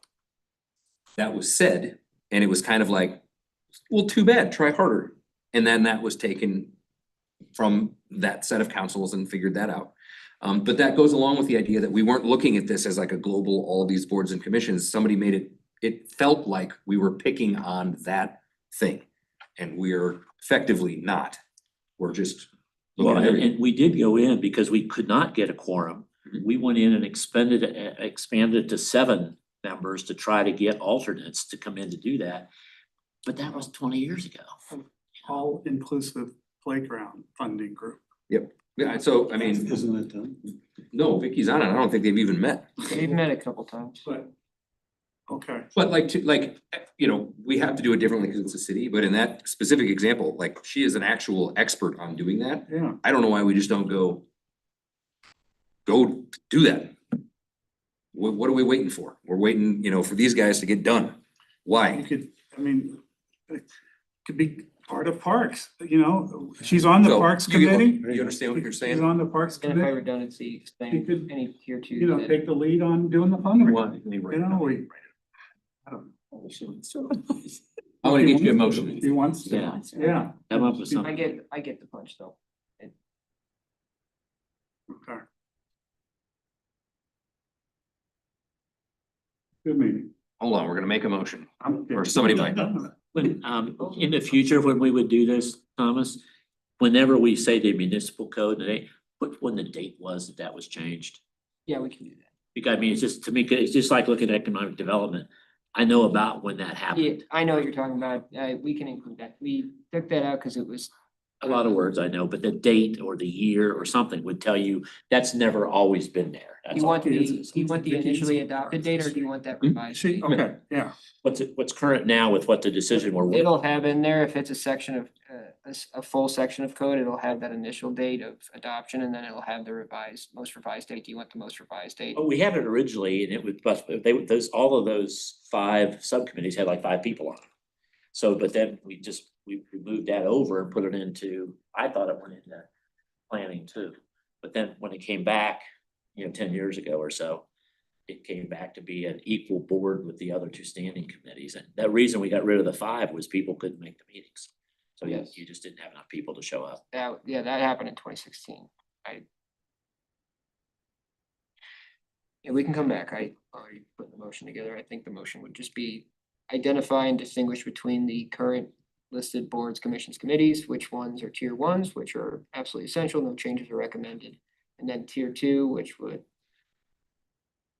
need to be described why it needs to be kept at the same level. I have an idea. I'm gonna read it to you guys. It's a little bit lengthy, but the concept would be, I'm gonna email it to Amy, and it's just gonna be, if you like what this is, the motion would be to accept this recommendation. Does that make sense? Okay, so if anything raises a red flag, just put your hand up so you remember. It's a little bit long. Okay. The core intent of this motion is to reduce unnecessary staff burden, focus volunteer energy where it creates real value, clarify which bodies are essential, advisory, and discretionary, and ensure boards exist because they are needed, not just historic. That's the general gist. This will be broken into 3 specific tiers. Tier 1 are essential charter or statutorily required boards, the ones that we have already spoken about. Tier 2 are operationally valuable advisory with clear return on investment. They are not legally required, but provide clear measurable benefit, blah, blah, blah. Tier 3 is discretionary, legacy, or limited impact boards or commissions. These are historical in nature, have overlapping missions, produce very limited actionable output, consume a disproportionate amount of staff or volunteer time relative to the overall benefit.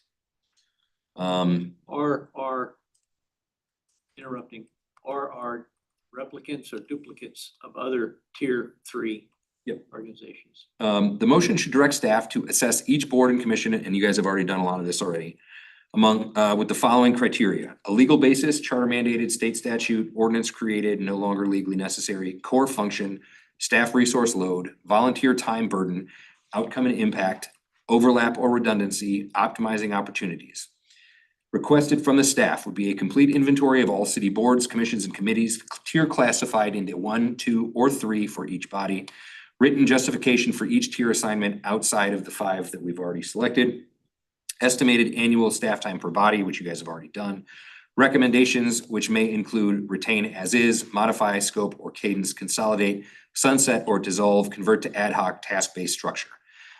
The motion is, I move to direct city staff to conduct a comprehensive review of all city boards, commissions, and committees, and to categorize each into tier 1, 2, or 3 based on legal necessity, governance value, and resource impact. This review shall evaluate each body's legal basis, function, staff and volunteer requirement, overlap with other bodies, and demonstrated impact on city decision-making. Staff is directed to provide council with a complete inventory of all boards, commissions, and committees, a recommended tier designation for each with written justification, an estimate of annual staff time devoted to each body, and recommendation for optimization, including consolidation, modification, or sunsetting where appropriate. The purpose of this review is to ensure the city governance structures are aligned with current operational needs, respect resident and staff time, and responsibly steward public resources while maintaining required and high-value civic participation. A report with findings and recommendations shall be presented to the council within a reasonable timeframe.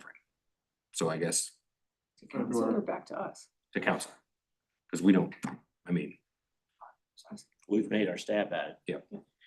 I'd like to really have us consider, and the staff could do this, is the length of the terms.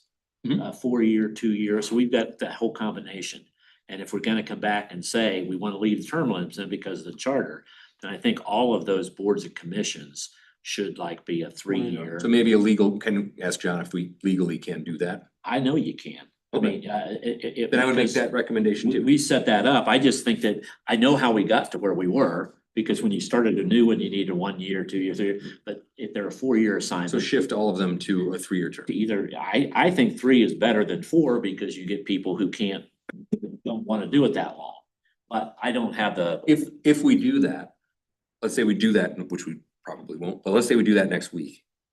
Does that start no next week? assignment, new people, when you put new people on, So if somebody has already been on a board, they're just on it until they term out or they get.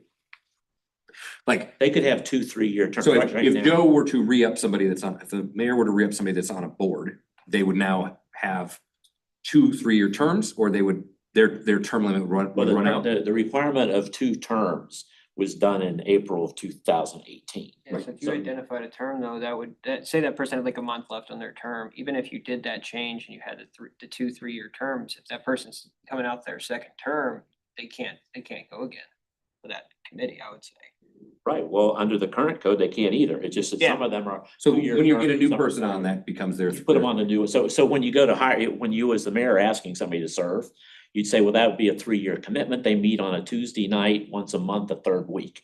Is that something, I mean, I never asked anybody until I told them what night and how much time it was gonna take, and then what exactly you do.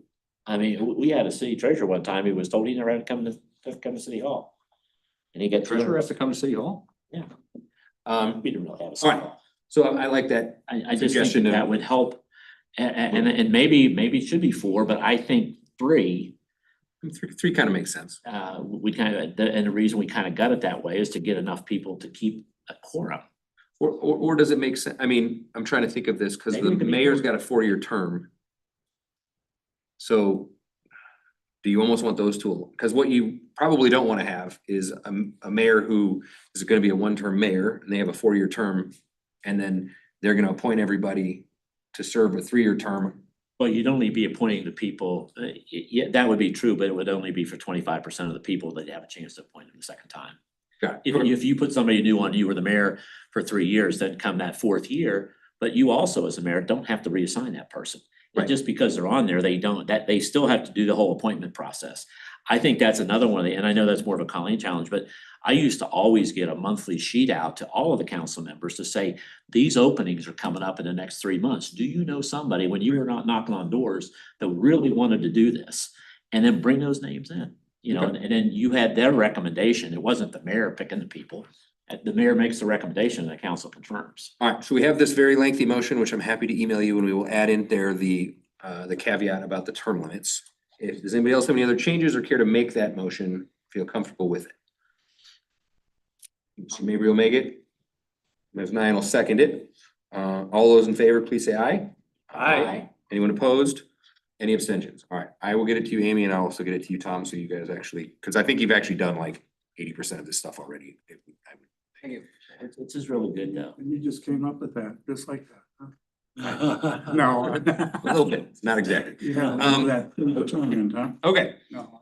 so that brings us to miscellaneous items. Does anybody have any miscellaneous items? Yes, ma'am. Could I just request that under topics for inclusion on future agendas, that we put something in there about looking at the bow hunting thing? Because it's gonna come to us eventually. and We are gonna look at the bow hunting thing. What? We are gonna look at it. I know, but when I'm looking on topics for inclusion on future agendas, it's not listed there. And I just thought we should put it there so that when people are looking at these agendas, they know that we are going to talk about it. Cause I've heard about that. They were here before you were, Oh. They're here tonight. okay. Well, and sorry, they I was left when like- you weren't gonna be here. They were looking for I you. think they said specifically, Terry oh, was still- Tracy's not here. Yeah. That's all I needed to know. Okay, sorry, I didn't realize. that. Okay, anybody have any other, yes, sir? Oh, they I'd were like to there. add to some items on our agenda, Okay, but I don't know whether it's appropriate or I should get the form and fill the form out. that's how we do it. But this may be a lot easier than that. Okay, May I discuss it? sure. Chapter 1 reporting. Yes. I know that we're doing a ton Chapter of 100. tracking. And I'd like to see that get reported back either quarterly or whatever, that this is how much that we're reporting, this is how much we're charging back. And this is what we receive the money. So that we don't sit there and look at the bills and estimates and not know whether did we ever get reimbursed for the legal fees associated with. We are, so I can give the report, but I can confirm this. We've been paid out the issuance fee, 262.5, that has been recorded. The entirety of the chapter 100 legal piece was actually separated out as its own kind of contract, if you will. And that was paid out with the city attorney's firm that did make their got their amount, and then also to our bond counsel as well. So it's all been. That's fine. I just think that because of the controversy of the whole thing, we need to make that part of a quarterly report or whatever, that we are doing all these things that we agreed to. That's a lot of money. That's out there, and there's a lot of people out there who don't think we should have done that. So I just think keep them happy. The charter max, so the maximum money under the charter, I believe in 2026 is 4.6 million or 0.5 on. I do believe we also ought to be reporting back on any of those projects, the parks, the village green, as to where are we in that dollar amount. And I heard a rumor, well, the log cabin doesn't count. Yeah, it does. It counts in there. So I just think those are the type of thing they sneak up on us. But if we go into the new year reporting this stuff on a regular basis, even if we do it once quarterly, we don't have to wait till the end of the year to do so. Well, and some of that, so I think, Tom, are you gonna do the new report stuff thing, your new report this week? Are you gonna Yeah, I'm gonna, try? well, I'm probably gonna have to send 2 reports because. Whatever. We have been, Tom and I have been having conversations about his enhancing his report that he sends out That's to fine. us. And then also doing a different thing with the larger agenda so that people, like, so if an item, as an example, if an item like the Essen cabin were to come up, where we have added in there, like, it affects this ward and it costs this much money out of this part of the budget, it would also say it is tied to this project and would add X amount leaving whatever. So we're trying to make it a much more decision-ready thing. for Perfect. I just everyone. I didn't want it to slip off. Yeah. Effective on no tax on overtime for any hourly employees. Have we adapted that into our payroll system? Yes. We are. Good. And when's the trash contract come up? We talked about that already too. 2027 is the last actual year, but the date is August 1st of 28. So the plan, my general concept on this was again, I don't know where people are gonna shake out. We may wind up on other places, assuming the general collective comes Right. back in the general way that it has. Then that is one of the first conversations we're gonna start having for the new group. A neighbor asked me today. How long do the charter meetings keep going? Master plan. Yeah, master. Until it's done, so right now, given that we didn't have a quorum on a couple of those meetings, it has put us back a little bit, but we're almost through we're to the 5th element out of the 7, and once we have it on the calendar until June, but we wanted to have it done, the idea was till February, so. You can't add anything now. I guess. Yeah, we can't, well, we can add, I mean, Yeah, they put more meetings in trying to get. Or, I mean, here, I was done just that talking too. about the term limits, Oh. for council. It has nothing to do with the master plan. no, that's a different thing. it's charter. different. The charter will be done, it'd be in 2000. All right, Okay. Mr. Mayor. Quick admin question. Replacements for our iPads Coming. coming. Soon, now we're, I'm entering my 7th year. yeah. Well, I've been waiting to say- So to ask the same we're question. buying they're not iPads though. We're getting everybody. Specifically, we're getting people Androids because iPads and Apple is a closed system and it's very difficult. Sticking with tablets. We're going with tablets and Android on Android base, so I can have a password management software. So if someone doesn't, we have this issue where we have a lot of iPads that are just dead because the individual that had it did not sign out of it through their iCloud. And if you have that iCloud signed in, that means you can't download any apps, you can't hook up your mail app. It creates a ton of issues for setting up the iPad with a new user. And typically it kills the iPad in general. And then we've reached out to individuals in the past that, hey, could you come in and put this password in? We've gotten silenced or told that no, we're not. So a month, 3 months, 6 months. I would say give me about a month or so. It'll be soon. All right, anything else? Maybe, wait, hold on, can I? 2 months. Not that it's a problem like ordering them, and I already have an idea of what we're going to order, but does it benefit the council to have those issued when the new council comes in? I mean, Yes. I guess if we know who's gonna definitely be here, and we could easily make that and give those assignments, but if someone's on the way out, Need a new one if they're. they on don't the need way a new Sure. one. If that's acceptable, then Sure. we could do it within the month for folks that are gonna be here. Mr. Mabry. Mr. Lee, yeah, I turned my evil eye machine in many months ago. That's the devil in those things. So I'll take the Android. Everyone will be issued standard. Thank you. All right, anything else? All right, before we get to adjournment, I did have one thing. We are for sure gonna talk next month about the small crime spree that has occurred. One of the things that Tom and I have had some conversations about, and I'm just gonna say it again now. So we've obviously addressed some of these issues with the apartment complex and have not been super well received, let's just say. But I do think it's important that we make sure that we as a city are doing everything we can. So the streetlights that are between 100 and Village Plaza Valley Drive along West Glen Farms, so that would be all of the streetlights that wrap around Bank of Houston, which I believe, I'm pretty sure are ours, do not function and have not functioned for several years. So I don't care why they don't function, but they need to start functioning, or I need to have a reason very clearly why they are not. We also have that same situation, I believe, still here in Town Center with a couple lights, some of them from Taylor Road coming in, they seem to be out, and then some of them on the roundabout. You know, we need to do everything we can to make sure that our public spaces are safe at night and everything else. We got a lot of kids and animals and some other things going on. So I know it's kind of a drag to beat up Ameren or whatever. But we need to make sure as a city, we're doing everything we need to do with our infrastructure, even though some of our apartment complex friends are perhaps not as enthusiastic about doing what they need to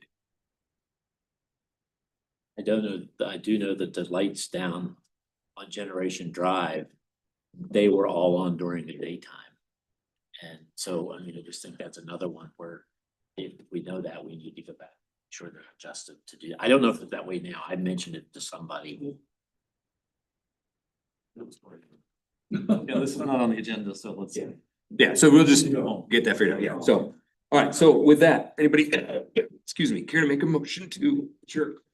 By Mr. Knight. Don't you make it, you go pass out. Seconded by Mr. Vanning. Debatable, all in favor, please say aye. I regret sitting here. Anyone opposed? Any abstentions? We won't see Mr. Albers at the council meeting. You were blocking him from me. All right, thank you, everybody, for coming out. We'll see you next. Well, truthfully, Nolan, thanks. You took it to the group. Yeah, she's in California, so. That works out. You still got 2 hours to call her. Wish- Well, her birthday was technically yesterday, so we're good. We're good. I always don't, I don't like my back. Poor man, so I'm not gonna kill it. Wonder what that was. So he said to move on. Yeah, come on up, click on it. Yeah. So that first guy was with that other bow hunting group? Yeah. Right. He's the one Didn't who. stay very long, so I was only like 15 minutes late. I He- didn't even see. he- him. he was- He made it 3 minutes. He Well, said he- that we're really looking forward to. He is